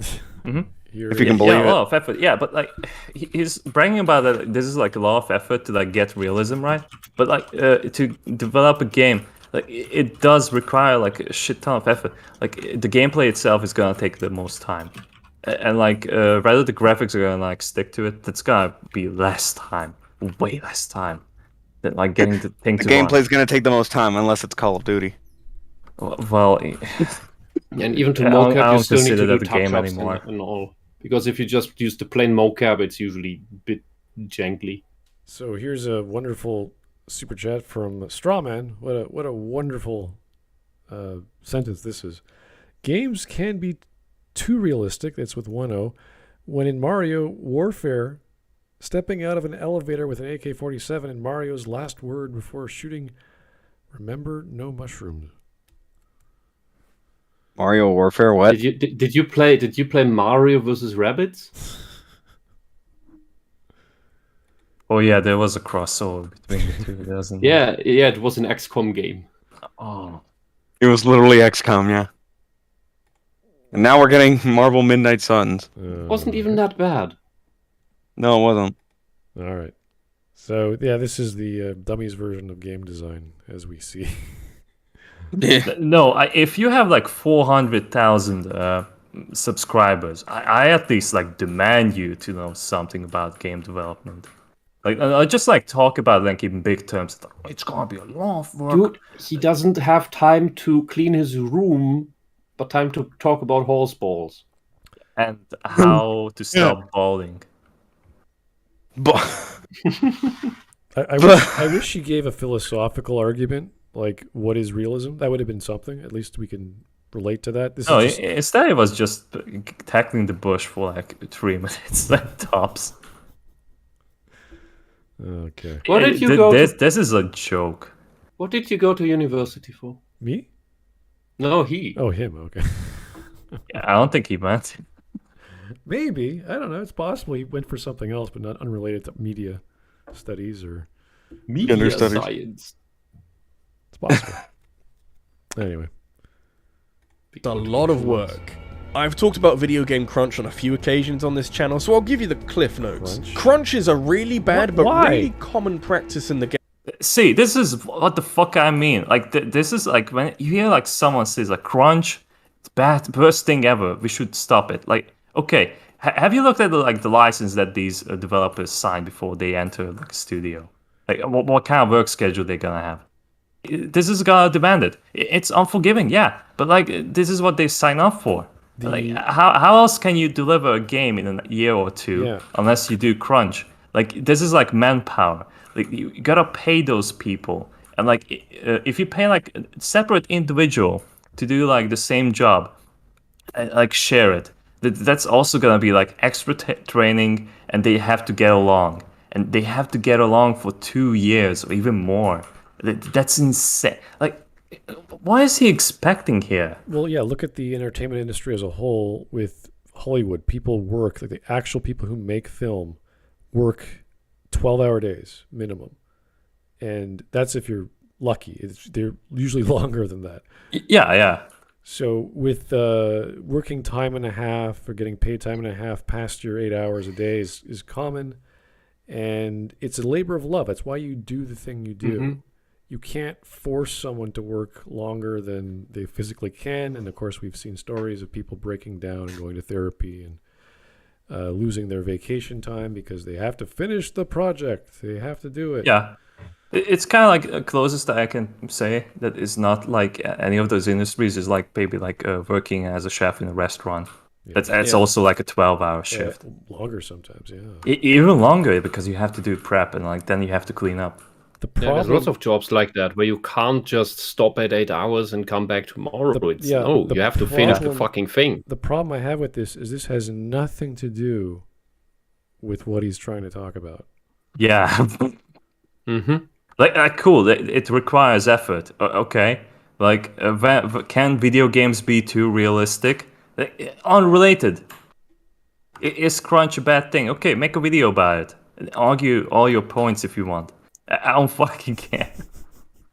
Yeah, and I've tried to look for the Miyamoto interview. I couldn't find it. If someone can, please put it in stream memes. I think this is the kind of guy who just reads posts on websites with gaming in them. And he's like, oh, this was a topic. I think that's related to what I'm going to talk about. Let's bring that up. I read on Kotaku that crunch is the worst thing ever.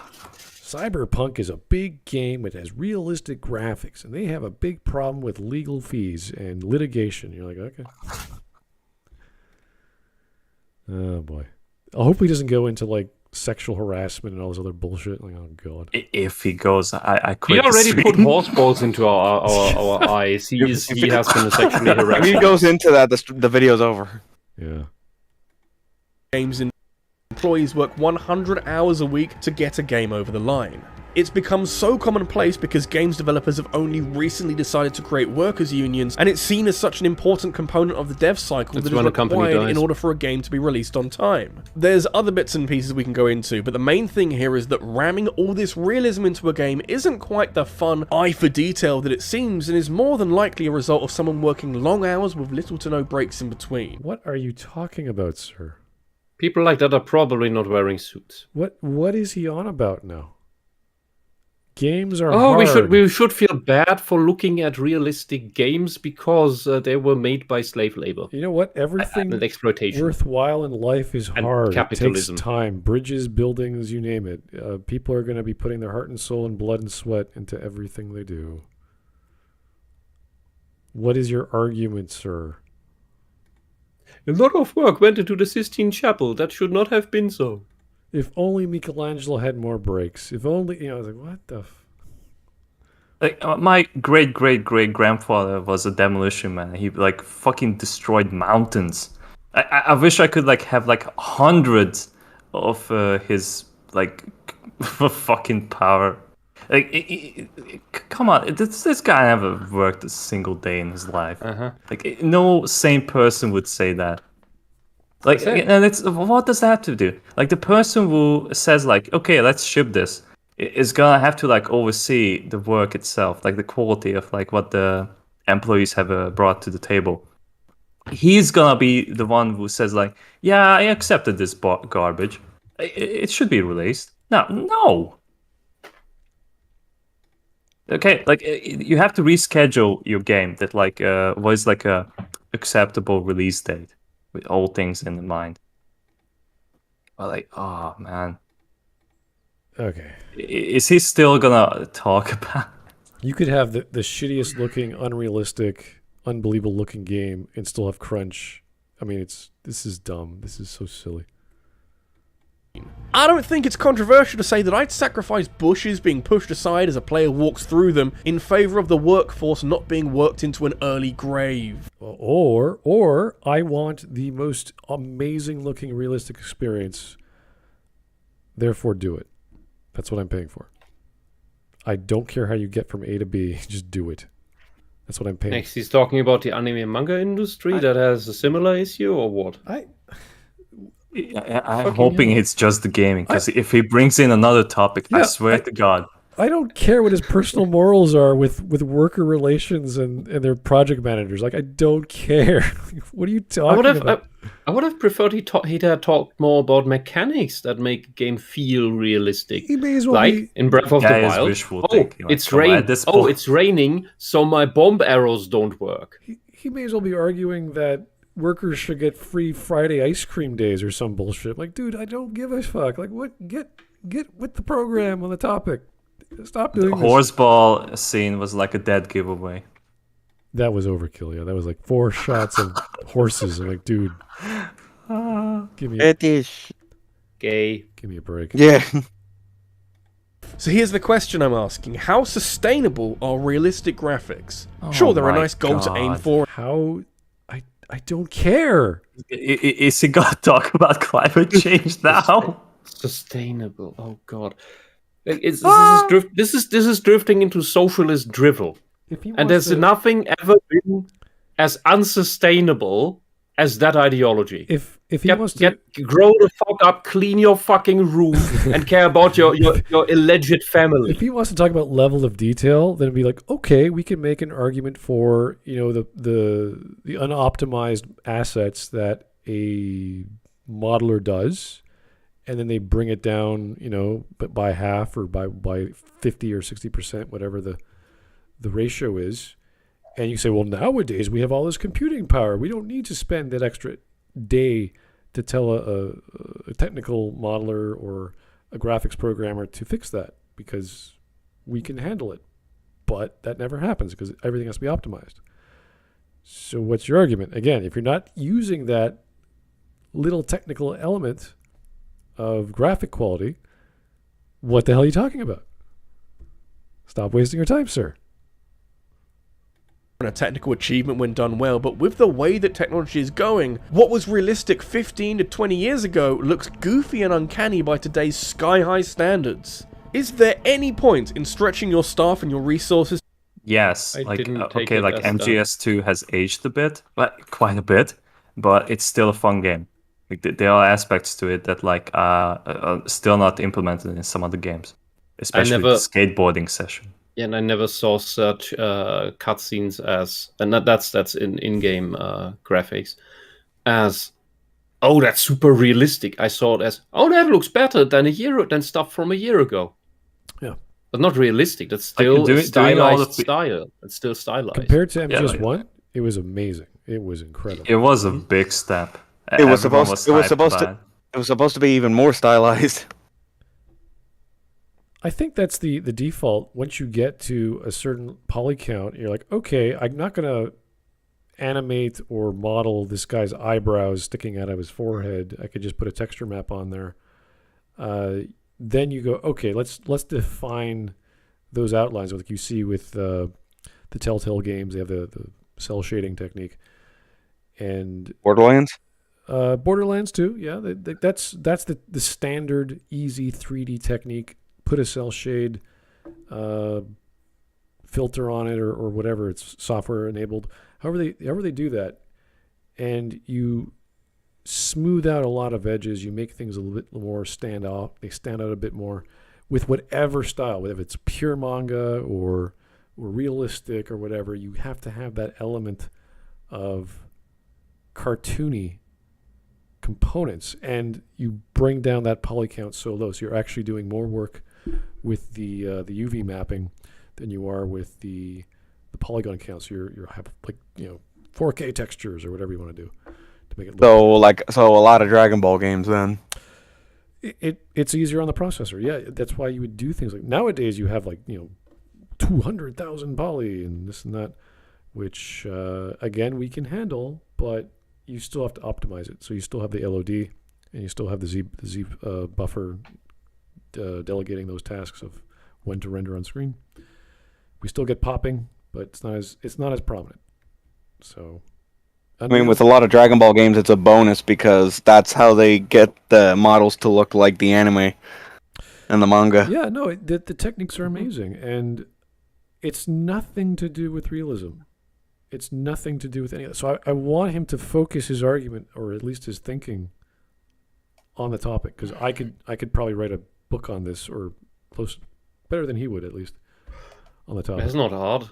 Well, yeah, there's a history of video games, but he's just like talking about it in general. I swear he just read a bunch of articles on some game.com websites.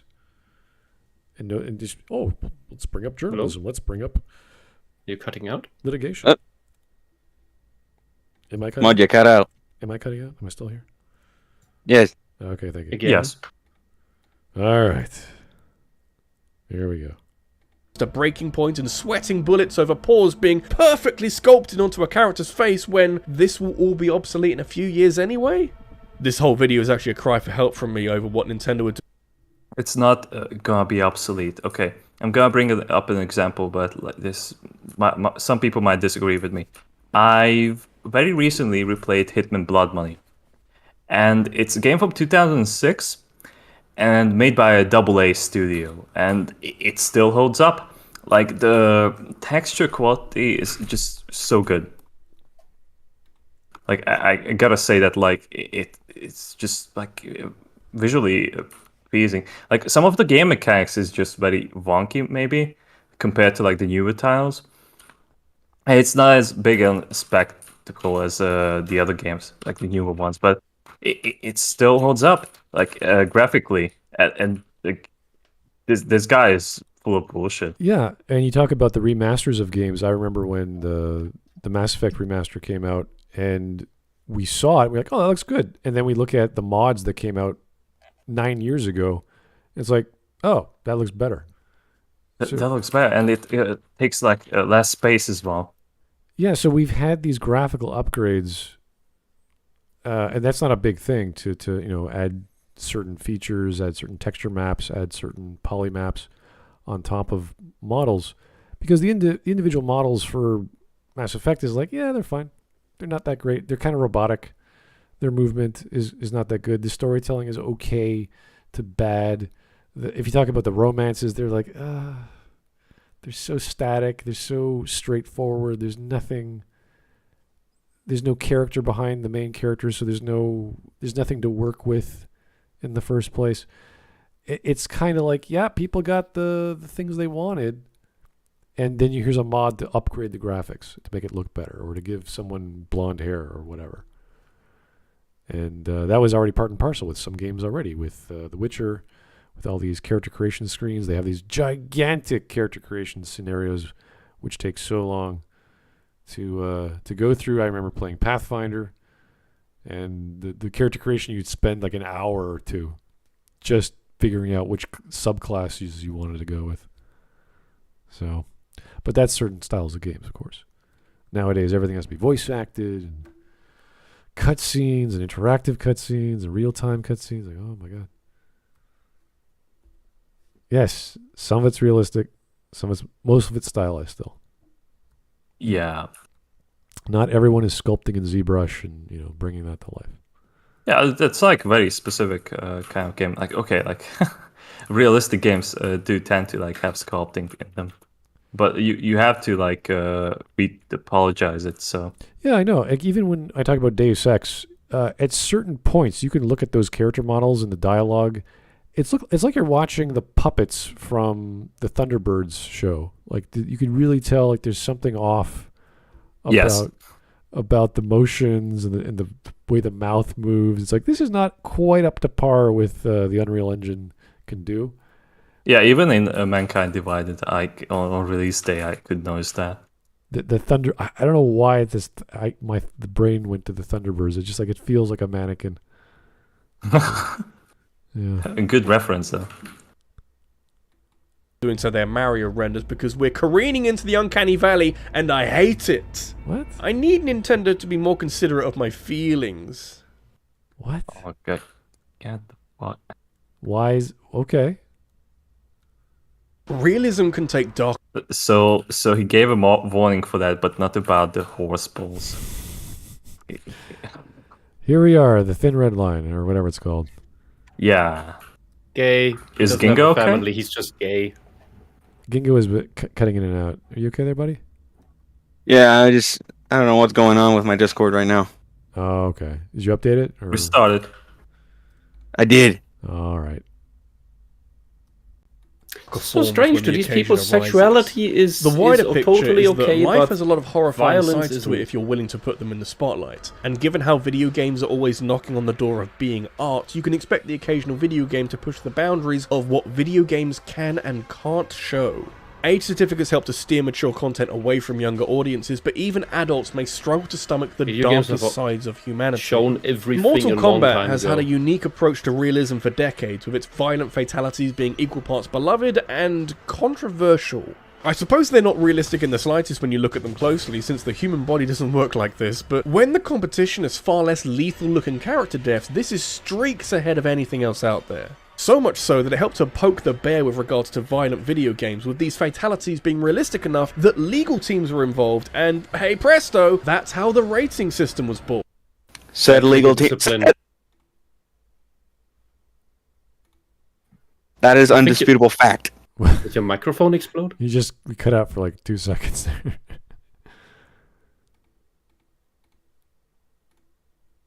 All right.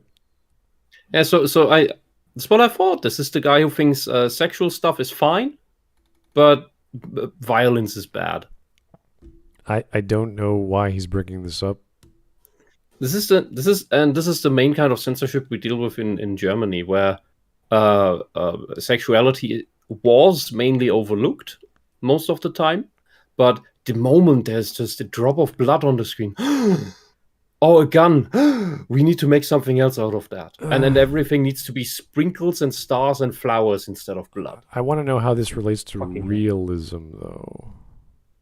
Does he mean adult themes are realistic, or like depictions Yeah, he's of going war? into so he's storytelling. he's going into the part where anything mature is realistic. Okay, but So anything, any injury, any body horror, but- maybe. we can go into like Vampire the Masquerade, Bloodlines, where it's you're biting people on the neck and you're brainwashing them and you're killing them. It's like, okay, Yeah, and that's evil, and there's blood. So there's blood, that it's realistic, and therefore it's bad. and there's I don't know. I played too much Postal 2 to be desensitized Oh, yeah. by these things. Because you put too many cats on your gun and No, I fire. piss on all the corpses, and then lit them on fire. I didn't know that piss burns. No. You can piss on them and then throw gasoline on them and Do you then have to light the match on. refill? Do you have to refill your piss meter, or do you have just infinite piss? You just have to wait. Okay. It comes back naturally. It didn't put off the team behind Mortal Kombat though, and many years later we're up to 11 of these games now. The latest installment brings up an extra problem though, and this does feed back into my concerns about the developers working on all this realism, albeit from a slightly different angle. Implementing something so realistically is a lot of work and requires an eye for detail that has to be challenging to maintain, but can you imagine for a second what it must be like realistically designing and modelling a human body, including all the organs and bones, and then fucking tearing it apart? yeah. Yeah, it's awesome. you need The fact this- that they did it, it's impressive. Yeah. And there are so many people that are pushing it that oh, you shouldn't model like this, that everything inside is hollow. But at the same time, why would you want to model the inside of a human when you will never reveal them? And the way if somebody cuts off a limb, you can just put an image there, so no one will notice. Yeah, it's kind of But like this is one of the exceptions that oh yeah, you're gonna see it. for yeah, sure. like when you look, we were watching Bears play Metal Gear Solid Revengeance, whatever. it's called. Yeah. That's the game. Rising, yeah. Yeah, Rising. Yeah, you were just slicing up everything. So body parts, limbs, whole torso, everything was chopped into tiny little pieces. Oh yeah. So, is that a problem? No, that's the nature of the game. The whole story is about a bunch of superhumans trying to dominate each other, and one guy is a murderer, and that's from a previous story. But that's fine. That's a story thing. It's not just a graphical thing. Yeah. So And this the game design befits the story. And this is high attention to detail. Yes, it's gore, but gore is a part of Mortal Kombat. It's like complaining about Army of Darkness having gore. It's stupid. this is one of the reasons why people play these games. Yeah. Like I remember, like I used to have a friend of mine who was like really headstrong on playing these games just for the fatalities, and like he was so happy to see them extremely detailed. Too bad There are people like that. Yeah. Too bad. You might even learn something about anatomy here. Because catering to them is no problem. Like this is like their business.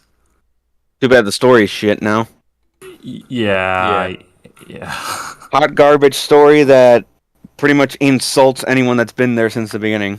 I haven't played Mortal Kombat since 3 in the arcades, so Don't bother with the story mode nowadays. I'm not garbage. I'm not gonna touch it. It's garbage. All right. Honestly, the only one I ever played through was the very first one with Scorpion and with Sub-Zero. I haven't played to the end with any Mortal Kombat after that. And only ever the Sprite ones. Yeah, 2 was fun.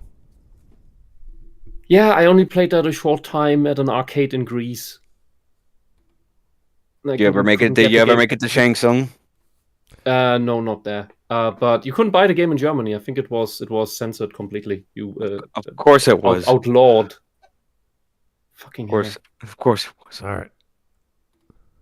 Not to mention that if you want truly authentic realism and for the characters to die realistically, you're gonna need something to copy. A story did the round shortly after Mortal Kombat 11 came out that a member of the dev team had to seek therapy after they started having extremely violent dreams. It's true. This came while they were working in an environment that was full of people watching executions, animals being slaughtered, and police reports of murder victims, and yeah, I suppose that's the best way of making violence as realistic as possible, but come on. A similar story cropped up with The Last of Us Part... Come on, what? That's the point. This game does not exist. That's why. Oh, the entire existence of this game is violent. Yeah, I'm just like, what is this game? I don't know what this is. What was his point there? Like, what, dude? That's. Oh no! Research for the horror game caused some people to have nightmares and some mild trauma. Oh no! Yeah, that's what happens. This is the same shit that like I heard with Berserk like a few months ago. That like some people finally discovered that there's Berserk, but they haven't read it. They only saw like a few images of like one chapter where one of the demons decides to like kill all the villagers and put their bodies on poles while they are like riding away from the village itself. And they were saying like this shouldn't be allowed to depict like such violence in a comic book. No, we should ban this guy. And then later they found out that the person is dead already. Yeah. That was amazing. Which is why probably they heard about Berserk in the first place, because it got a little bit of coverage because Miura died. Elden Ring, yes. And what year did Berserk start in? 1989, I believe. That's when he started, but I think it was published in the 90s. Yeah. So a 30-year-old manga. They discover that's probably older than the people complaining about it. Always, yeah. Probably is, yeah. Probably also didn't see Akira. Never heard of it. Oh boy, that's fun. That's lots of gore. Yeah. Holy shit, Helsing. Remember watching Akira when I was 12. I haven't seen any of these. I forgot the name because it was only lent to me by a friend back in the day. There's a relatively thick volume of a pre-story in the past of Record to Lodos War. Also has a few interesting depictions. Really? Yeah, it was a good read. Well, there's always the explosions of bodies, and that's heavily censored in Fist of the North Star. Fist of the North Star, yes. There was the movie, and there was an uncensored version of it, but it was lost because all the archives for Toei was burned down in the warehouse. That's partly the reason why their audio is so bad for their older shows. But like the most hilarious part is that they found one copy of it, and it was in Italy because they kept it somehow. And that's the only version where you can see it uncensored. It's like horrible, like a videotape that's like barely functional if you want to see the gory parts. The only left copy. Yeah, but like it's so detailed. Oh my god! Like every single inch is animated. Like our brain explodes. Wow. All the organs. Yeah, but that extension, if that's the criteria, even manga like Full Metal Alchemist and Chrono Crusade would need to be censored because there's a few unsightly images in there, and it's just like this is about The horror. really horrible things happening. If you can't show them, what's the point? Then you can't just always talk about the phantoms that you have to imagine yourself. All right, got 4 minutes left, roughly. Part 2, which was a vicious death cycle for many other reasons as well, but that is another game where characters die gruesomely and realistically. Along with Red Dead Redemption 2, this is probably the most realistically gory game I've ever played, since Mortal Kombat is just a little too ridiculous to take seriously, and a lot of the realism comes from seeing NPCs react to being shot in different places. Shoot their leg and they'll stumble, shoot their leg with something powerful and they'll scream in agony as they clutch where their leg used to be. Shoot them in the face, and if their head doesn't explode like a watermelon, it'll struggle to resemble anything recognizable. It's a pretty awesome system they've made, and wonderful for keeping the realism up, but you gotta know that the research to achieve this level of realism involved looking at a lot of grisly images and videos. I don't really know what a real human head looks like when it's been hit with a shotgun shell, and no one working on a game should be required to find out. Yes, they should. Fucking hell, what an idiot. Do you know what an artist and an artist who has some standards will do? Look at anatomy books. There are some, and there are some like, basic oh my gems god, of if anatomy he doesn't books. know that artists have to look up anatomy. Jesus Christ. Look at the If you just draw, and they have every layer of the human body and body parts in different poses, in different angles. If you look at anyone going to med school, like going into surgery or studying to be a surgeon, they have to practice on cadavers. They have to do simulations nowadays with computers, and they hire modelers to do the human body properly. And they have to do pretty much the same as the doctors do to make all of these muscles and tendons and ligaments and bones and organs. And they have to. Yeah. One of my instructors at school was one of his jobs was to do models for medicine, and he would have all these very well articulated human models, male and female of different ages, and he showed me all of his controls. He was using, I think, Max and Maya at the time, and he had like so many sliders for everything, whether you're flexing or moving an arm or showing what happens when a heart is bigger or smaller than the rest of the body, like all this detailed stuff. And he had like 3 or 4 main models he used whenever a doctor needed a certain simulation run. Like, so he had all that ready to go. That's what you need to know to make a believable, even if you don't even know what happens when a head explodes, you have all the organs in place to know what to do with them when they do get hit. Yeah, and the artist, also, if you want to be an actually good artist, before you go into caricatures like cartoons, first you should not know how to draw realistically. That's something that is not done today anymore. Most of the cartoonists that we see working in media, they don't know how to draw anatomically correct and realistically. It depends. It depends. And it's I'm saying this is getting lost. They just go right into the cartoon stuff, and then it's just they stay there. If you're going into college, what I want to tell is that the artist, even when just self-taught, eventually gets to anatomy and even looks at how do muscle groups move, how do they change in different positions, so that eventually you can draw the human with skin over it, with the right shading, right contours in the right places, and then you put clothes over that. And eventually you get so good that you can just imagine it all the correct way. Yeah, if you're doing the classical fine arts program at a university, you would have to do figure painting or drawing of some kind. If you're at college, that's more practical, so they would teach you how to get your work and digitize it and then manipulate it through the computer. So it's like, I need to make a photograph, I need to render something for someone. It's not so much how to draw. They assume you have the classical background and they how to put it. And you get act models to draw.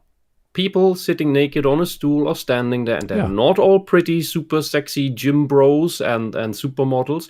They will be old people, hunched over. There will be fat people.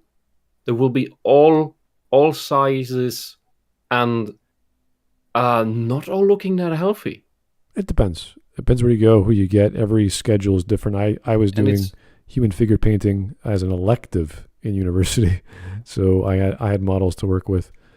And they were all funny nicknames. The one guy I didn't get was this old gentleman, 55 years old. He was amazing. Like, he wasn't like physically buff, but he was strong, and he had props, and he would do all these amazing poses. And he was if you were an artist starting off, that'd be like the best kind of model to get, because he would do all these everything that no one else would do.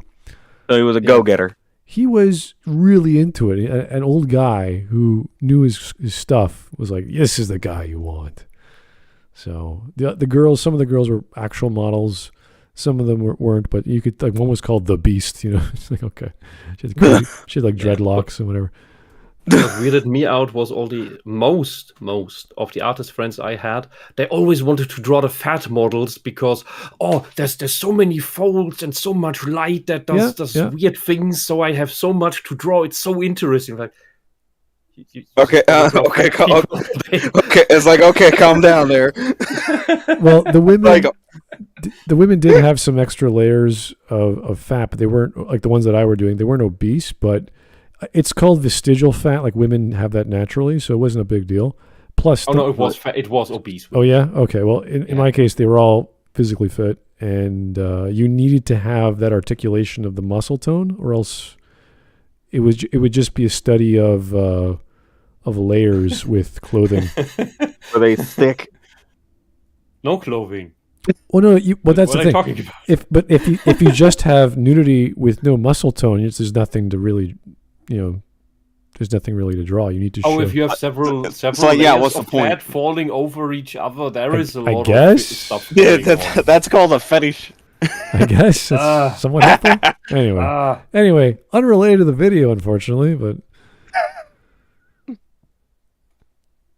Video games in general will always be put under heavy scrutiny for how news outlets seem to knee-jerk in their Don't direction care. whenever the need arises. They're given the same treatment as whatever nugget of pop culture suits an agenda, but the focus is especially sharp towards video games, with their perceived violence being a key contributing factor for the destruction of society. When it's not. The studies are decades old and have long since disproven the link between video games and real-world violence, but when I see games portray death and injuries this realistically, it does make me a little uncomfortable deep down in my stomach.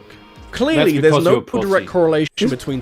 Isn't that the point, though? Isn't that the point, to have violence, on screen to make you go, You don't like the game, you don't need to play it. Nobody forces you to play a game. It's like that, who's that video that the guy made? If a game doesn't make you scared, it's not a good horror movie or something. Horror. Yeah. Just like nobody forces you to watch a movie, hopefully. The jump scares don't make me scared anymore. It's like, oh, okay. If somebody forces you to watch The Room against your will, under threat of your life, that is torture.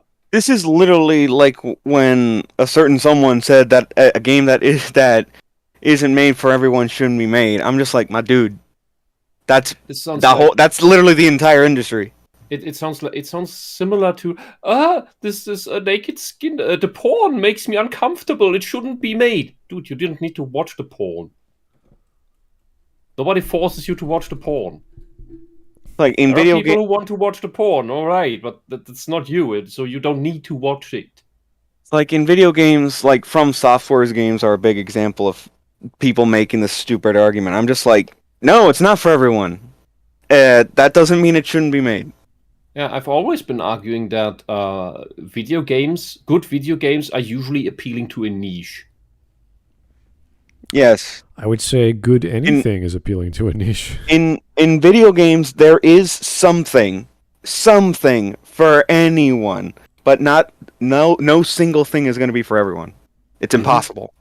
The closest thing to that are games mainly aimed at kids in the 6 to 12-year-old range. And mobile games.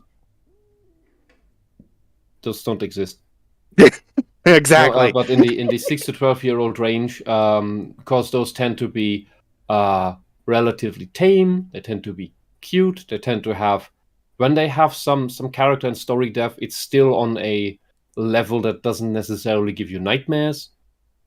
It can be interesting stories, it can just be fun, interesting gameplay, whether it's Mario or the Kongs jumping around, or your Secret of Mana and Lufia. And it's great. Even Terranigma was a game for that age range, and it was relatively dark. And it was still fun, it was still good for the kids. Yeah, I'd say platformers and RPGs for the most part. Yeah. All right, 3 more minutes. I'm playing a gruesome video game and deciding to pick up an automatic weapon and shoot up a school, but I don't think this helps with gaming's public image. I think it's foolish to say that this sort of realism isn't at least a little bit desensitizing, but that's honestly as far as it goes beyond giving stupid people more fuel for their... Hatred sucks. Mm-hmm.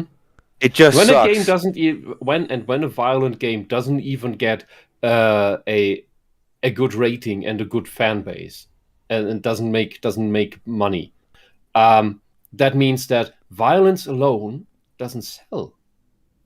Isn't that funny? There's hatred, and then there's also Manhunt from Rockstar.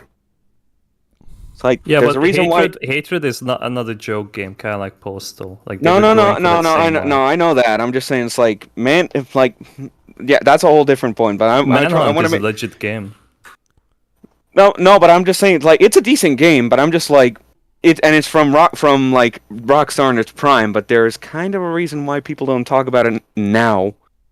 Aside from hey, remember that game? That was a pretty good game. 9/11, maybe that's why. No, actually no. That's GTA 3 you're thinking about. But even then, people still talk about GTA 3. Anyway, Manhunt was fine. It just wasn't as memorable as a lot of people would think. Dr. Chrisman said TLJ appealed to a niche. Are we going to defend that? No, because what was it, 100, 200 million production, or even more, 500, I don't know, way too much. A production that is that expensive cannot be made to appeal to a niche of people that is so tiny and only comprised of the mentally ill that it can be defended to be made. You cannot turn a big franchise that is stable and had that you expect just some basic stability from, be turned upside down, inside out, and just made to appeal to some ideological crazy people. That is not the same thing. Yeah, Silver Mission just said it best. TLJ appealed to a niche almost opposite to the one that made the series successful, so not really. That's on point. It was the TLJ was deliberate destruction of Star Wars. Yes, that's a different thing. It's like a lot of the things we see today. Still, it's deliberate destruction of the brands. I still don't see what angle he's trying to get at here, saying that games are too violent because they're depicted realistically. It's like I don't see how that's a good or bad thing. We have done this song and dance so many times in the last 20-ish years. It is just there's no connection. I'm just trying to see where he's going, because if you have a good simulation, it's a good simulation. It doesn't matter what it's about. As far as I understood him, he doesn't agree with the studies, and a lot of them were bogus, especially those by Dr. Pfeiffer, German, who was working together with his mother on these things. He did say that he. Sorry, go ahead. Sorry. Yeah, but at the same time, he goes in, but these other games, they're so violent that it makes me uncomfortable. But that doesn't mean there's a problem.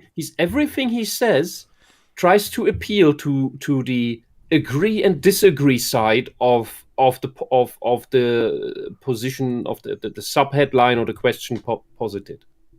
This man is saying nothing. Well, look at, let's say, a game set in space, and I don't know what all these various new big space games are going to be like, but you can imagine the technical details of like checking air pressure and oxygen concentration and the thermostat and all these other variables just to survive in your space ship or whatever. Like, it's too realistic. It's like, isn't that what people want?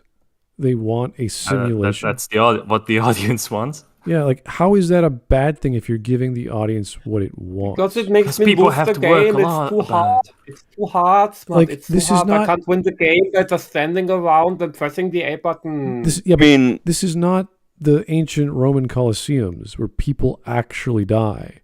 This is a simulation in the future or some fantastical world that we're allowed to play around in like a sandbox.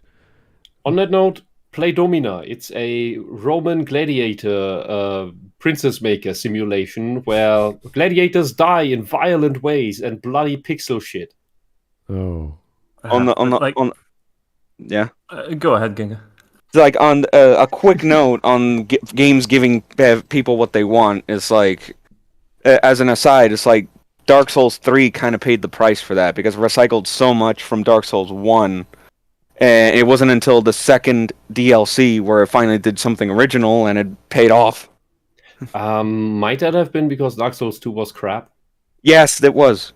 But then again, Dark Souls 2, for a lot of the crap it did a couple things right, or at least well enough that a lot of it was actually repurposed for Elden Ring, if you can believe it. Yeah, well, you say Elden Ring is literally from the chaff, wheat from the chaff. It's like you don't need to throw out don't need to throw out the baby with the bathwater. You can keep the baby and just throw the bathwater out. Yeah. Elden Ring is pretty much From Software's second. It's like Elden Ring is giving Dark Souls 2 a second chance. Is what From Software did, and from what we know now, it definitely paid off. Elden Ring seems to be one of the best From Software games at the moment, at least. That's an interesting statement. You could probably make a smut talk out of that alone. Yeah, like on the From Software games, how it went from Demon Souls to Elden Ring. Just the whole Elden Ring is the better Dark Souls 2. I guess, yeah. All right. Let's get back to. Let's leave a bookmark on that for later. Yeah, like what I wanted to say is that like I feel like the kind of mindset he has, like he just wants to get violent media away entirely, and it's kind of like a stupid thinking because then you should like wipe out all the literature, movies, everything that depicts violence. Yeah, media had always been violent prior to video games. We need to shut down CNN. Like what gives these outlets the leeway to go after video games is the fact that how quickly video games evolved in at the time of Mortal Kombat for the last like almost 20 years beforehand, as opposed to movies which grew over the course of almost a century at that point. All right, let's keep going. Big dumpster fire of an argument. I'd argue it isn't worth all the hassle in the first place. Would The Last of Us Part 2 be that much worse off with tamer gore? Might even be a worthwhile game to play at that point. Which actually segues nicely into perhaps the one genre of gaming that can actually get away with making everything as realistic as possible. Simulators. And yeah, obviously, it's kind of in their name. If you're deciding to play a simulation of something, you can't have any complaints if that game puts everything on. Simulation games actually make me more aggressive than any of those violent. You should have started with this. Yeah, you should have started with simulation games. No, he's only gonna mention it for 10 seconds and then gonna go to sponsors. No, I'm betting money on this. Yeah, I'm just gonna say it's like with he should have started with this because with simulators it makes, if anything, the most sense because that's kind of the point. May I ask why this? Where is this truck simulator playing? Because the wheel is on the right side. Europe. And there's a German transporter in front of him. We'll call it. Yeah, but you can't have trucks from England. Yeah. Yorkshire. There we go. But you're also driving on the right side, aren't you? Yeah. Oh, this is just one lane. It's weird. Yeah, it's fine. Yeah, you have the choice. It's weird. All right. I know. on hold in favor of copying the experience as close to one-to-one as physically Oh, it's in possible. Sheffield, okay. The simulations will often go the extra mile to distinguish themselves from conventional video games, and as soon as you declare yourself a simulator, you can ignore a lot of what makes up a normal video game. Sure, you can make it fun, but if you're playing something like Microsoft Flight Simulator and complaining that there aren't enough Pokemon, these things then are also what are you tutorials even at doing? the same time. However, in a similar vein to the Uncanny Valley, the closer you get to mimicking real life, the more you're in danger of falling short. The landscape. No, what people like Not you really? completely forget, is that the Uncanny Valley is just a certain spot. It's a valley, it's not a cliff. If you go beyond it, you get out of the valley again, and things look amazing, like this shot here. He's using the argument that it's not about the visuals; it's the experience of applying the concept of the Uncanny Valley to the game, which Right? I What does that don't. mean? I don't know where he's going with that. If Because it's not about the visuals, then we can go back to the Penn and Teller Desert Truck meet. the simulation because that's is the point. the mechanics are all there that you need. Yeah, to all the ride the details you truck need through for the the desert. simulation are in the simulation games. So what is your problem? What is the issue become then? Because what was that game? Was it Full Spectrum Warrior or U.S. Army that the U.S. Army was using to recruit people or to train them Arma? rather? I can't remember what the game America's was. Army. Was it America's Army? I can't recall. They use it as a simulator to train rookies. Anyway, here is a Great Scott. Thank you, sir. How can he mention simulators and not give homage to most realistic simulator in existence, Goat Simulator? Ooh. I completely forgot that game even existed. I always remember that crazy duck game where this duck is running around and you're The goose? Yeah. the goose game. But you have to control a goose and you have to annoy. Cause havoc. Yeah, it's great. Yeah. I thought that was brilliant. It's like Bully, but with a goose. The duck. Geese are assholes. That's great. Anyway, simulators are fine. They're totally fine. Landscapes in MFS are AI generated that interprets satellite data and generally works really well until it replaces Buckingham Palace with a block of flats. The more you're trying to replicate real life, the further you have That's to just fall in alternative something. socialism world. So he's Where complaining. socialism has won in the UK. Is he complaining the AI took the Google Maps data and turned Buckingham Palace into an apartment complex, therefore bad? Oh, who cares? What kind of view are you gonna see that, by the way? Is it gonna be first person? Then it probably is gonna be a problem. If it's gonna be top down from a very far distance, no one's gonna fucking notice. Yeah. As a And it's still a pretty big improvement from having flat pixel maps on the ground in your flight simulator. was Yes. that a flight simulator game? Was that the truck driving game? Like, what is he talking about? I think that was. I a think flight it has to be a simulator. flight simulator because the truck driving requires it to show real ones, and I couldn't notice there were too many roads on that one. Yeah, image. so it doesn't really matter what it looks like from the side because you're a freaking plane. So Yes. and you're 20,000 feet away from it. So who the hell cares? What the hell? Are the visuals violent enough?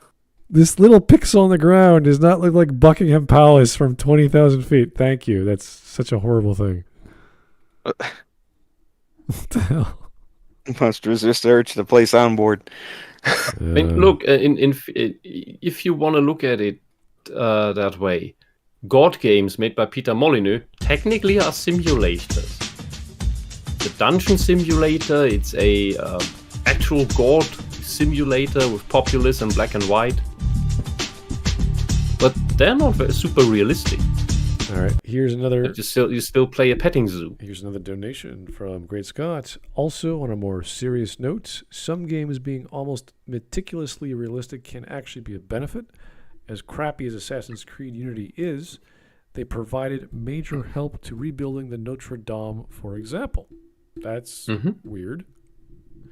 Are you Oh, yeah, sad- because that that is was very actually- sad, actually, if they mean- don't have the blueprints for that. I mean, Assassin's Creed for the most part up until Unity.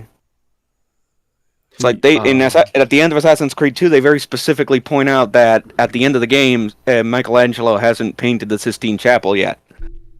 And you actually see it up there. It's just blank. There's nothing. Right before you drop down on Rodrigo, there's nothing up there in the ceiling. And even in Brotherhood, it's only partially there still, just to show the passage of time. I think that's a nice detail. It is. Just remembered.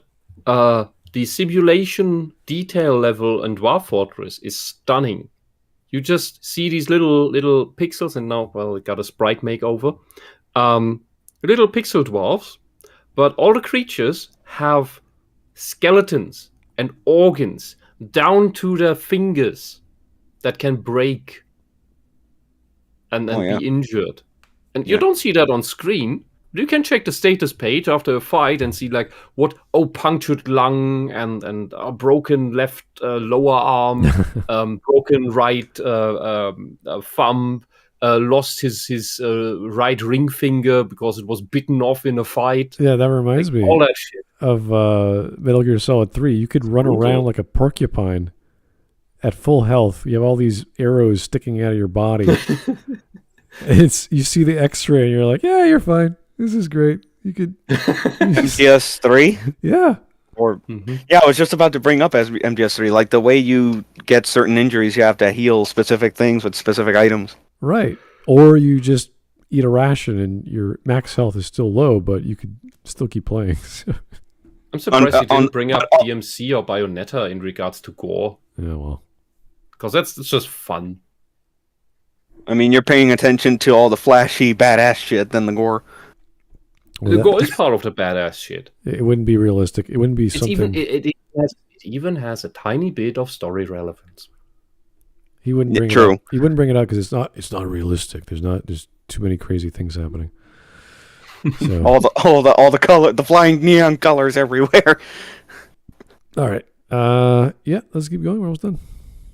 Goes wrong. I haven't really mentioned glitches yet, mainly because they're an unintended side effect of game development, but realism kind of takes a back seat when the game bugs out big time. I remember swimming around in Battlefield's multiplayer lobbies. Bugs how are the bugs, time they don't flies. count. Anyway, that is exactly way too much of a video and a problem that All right, you completely wasted our time. Fantastic. Did he say a problem that he invented? I don't care. Memes. He had no. I want to hear the sentence. Fine. I've invented, and I'm fairly sure no one cares about, but I had to have my say somehow. He said he invented the problem. Clearly, the realistic approach to game design isn't going anywhere in a hurry, as it's still the best angle to approach most AAA games from to showcase progress. But hopefully, I've highlighted some of the issues with realism and how it can spiral wildly out of control. You just said you made it up. So the next time you... Yeah, what issues? You just said you made it up, so there are no issues. You deserve a kill yourself stab. Oh, brother, this guy stinks! We need these little stamp animations that we can put on the screen for judgment. Like, holy fuck! I could make a thumbnail. This guy is a scammer. All right, here is our wonderful meme time. What an ass! Realistic Minecraft. We wasted all of our time. Playing Minecraft on a regular HD TV after upgrading to a 4K. Okay. If you say so. Yeah, what the hell am I looking at? Wait, how many did you skip? Oh, I know, today, never mind. The pinnacle of Deutsch Spielentwicklung. It's a dirt cheap on GOG right now. Gothic 2. Okay. Gothic 2. What? Wait. What do we got here? I'm stuck up. Oh yeah. The pinnacle of German game development. Now, if you'll excuse me, I have important matters to attend to. And he falls asleep. Clearly he's a knight of Katarina. This is Skyrim, I assume. That's this Skyrim, and if anyone gets my reference... Years of gaming have taught me this cat has a side quest waiting.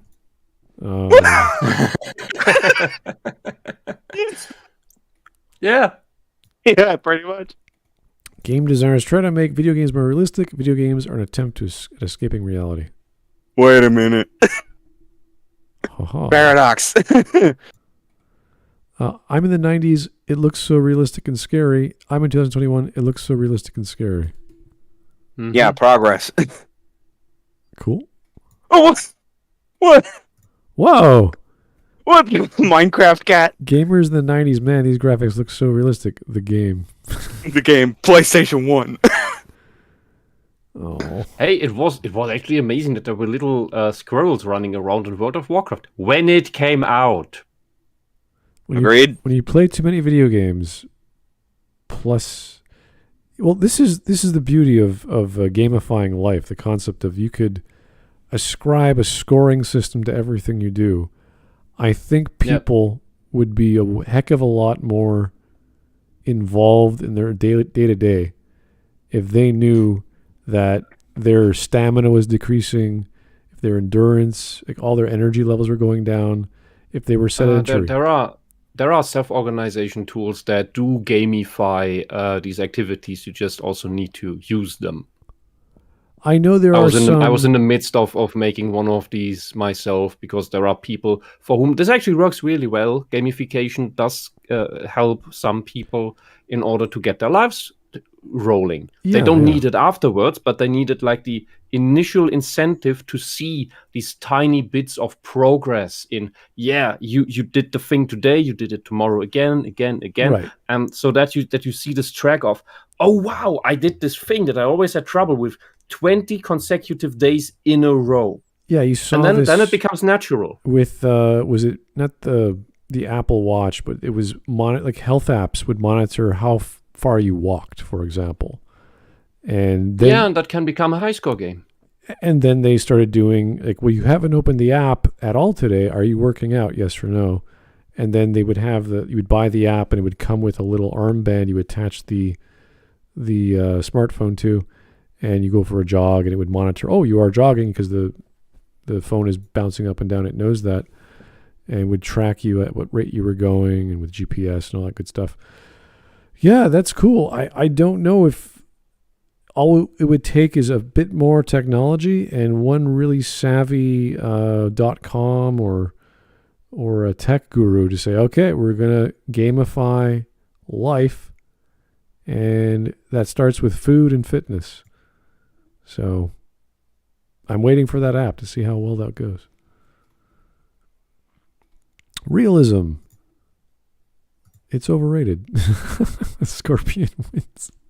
Bloop. Yeah, because in real life, depending on where you hit humans, they only have one hit point. Yeah, one spear to the chest, dead. That seems more like a shoulder puncture. You could have survived that. Could have, but probably not. If I'll fight anyone who claims that this gem is bad because it's got inferior graphics compared to today.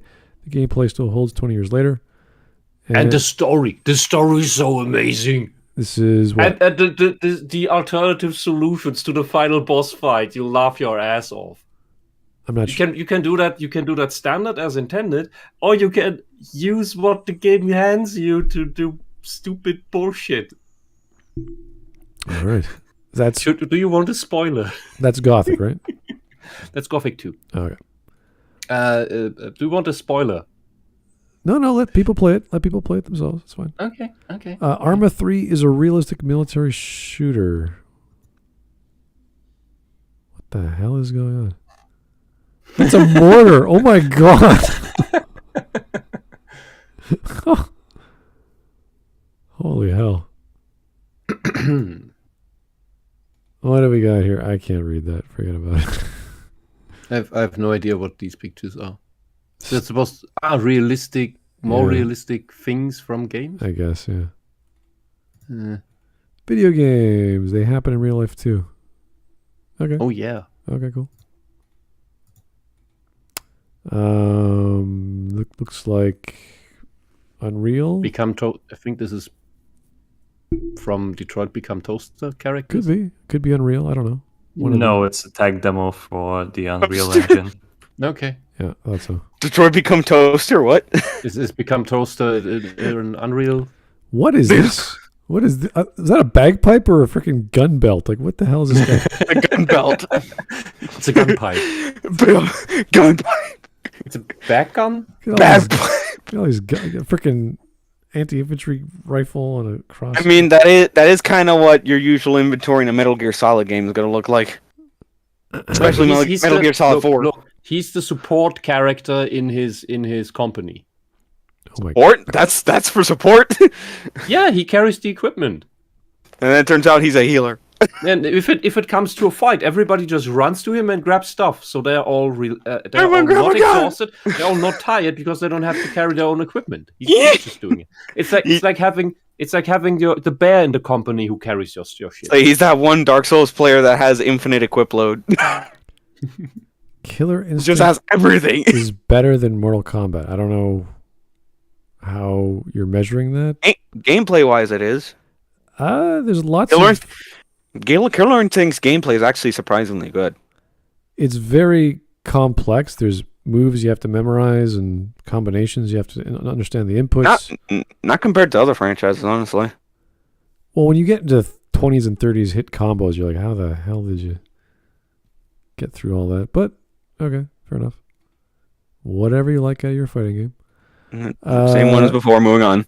Yeah. Someone say yes! Okay. Bears, I guess. Okay, yeah. There it is. And then the answer. Yeah. Holy hell, what is Me playing Albania's Life Simulator from Google Play Store, free to download, good game. What the hell? Oh my god. That is wild. I didn't know you could have that as a home application. Yeah. Damn. That must how much electricity does that eat? Oh, this is Ron Standard. You guys don't remember Ron Standard from YouTube?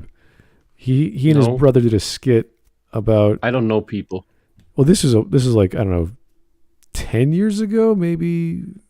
Yeah, 9 or 10 years ago.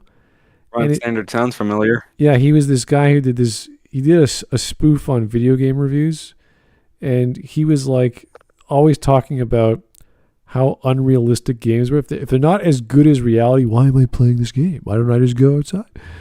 And he would always have this joke of rating a game out of whatever the hell he wanted. So like 5 ducks out of 7 transport trucks. There's like stupid shit like that. I think I vaguely remember something like that. Ron Standard. Yeah, I think he deleted his channel, but you might be able to find him. When you want to play video games inside your video game. Oh, look at that. Fantastic. I'm sure they allow you to do that. Aside from collecting clothes and furniture in Animal Crossing, but yeah. All right. Man, now I want to go watch some Ron Standard videos if they're still around. Oh. Anyway. This video was horrible. It was a waste. He didn't know what he was talking about, and in the end he said he admitted that he just invented it all and just bah. Too realistic. He just this guy said that he doesn't have time. Has time to show us horse balls several times, and then tells us that he made the video up. Top 5 worst post games, top 10 worst JRPGs, top 10 worst games, top 10 unsolved video game mysteries. He's just doing clickbait stuff. This man deserves pain. What a weird. Okay, he's popular, whatever, but sad to see. Anyway, he's a fake. Yeah, not cool. I wanted an actual definition, and then an essay. Was that too much to ask? Yes. On YouTube. Some thought, some rational, straightforward logic, A to B to C. At least claim that you meant this video in earnest, for fuck's sake. Yeah. Anyway, well, I didn't mind it. It was fun to watch. Bad execution, bad topic, and pointless. But we had fun. I like talking about this stuff. I do it all the time. Or I used to, rather. And the weather's great. I've been very relaxed. Didn't even need a beer. Everything's cool. Fantastic day. And I think I'll be busy tomorrow, so there's going to be no Smudcast up. But I probably bet the schedule is going to be a day off The anyway. schedule always has Wednesday and Thursday as off. It doesn't matter. You never noticed? I know, but Matthias already decided. So. He's like, oh, we're not doing it. Like, okay. It's been a schedule I think for like he months. misunderstood you once. That like he thinks like that's like off day forever. It depends. Everyone has their own Sometimes schedule. I like has disbelief if Matthias is sentient or he's just the bot. I He's think- very cool regardless. Yeah. I think it's good to have some definitive days off. Yeah. Well, hopefully the day at the cottage will be nice tomorrow, and I can chill out and Yeah, the cottage. soak up some vitamin D. Well, it's a relative's cottage. We visit them. They live there now. So we got to make sure they're good to receive company and they're healthy and all that good stuff. And so we say hello, bring some food, have a good time. So Bye. yeah. Anyway, thanks, guys. Keep the suggestions coming. Keep the voting going. And as always, have yourself a great evening. We'll talk to you soon. Bye-bye now.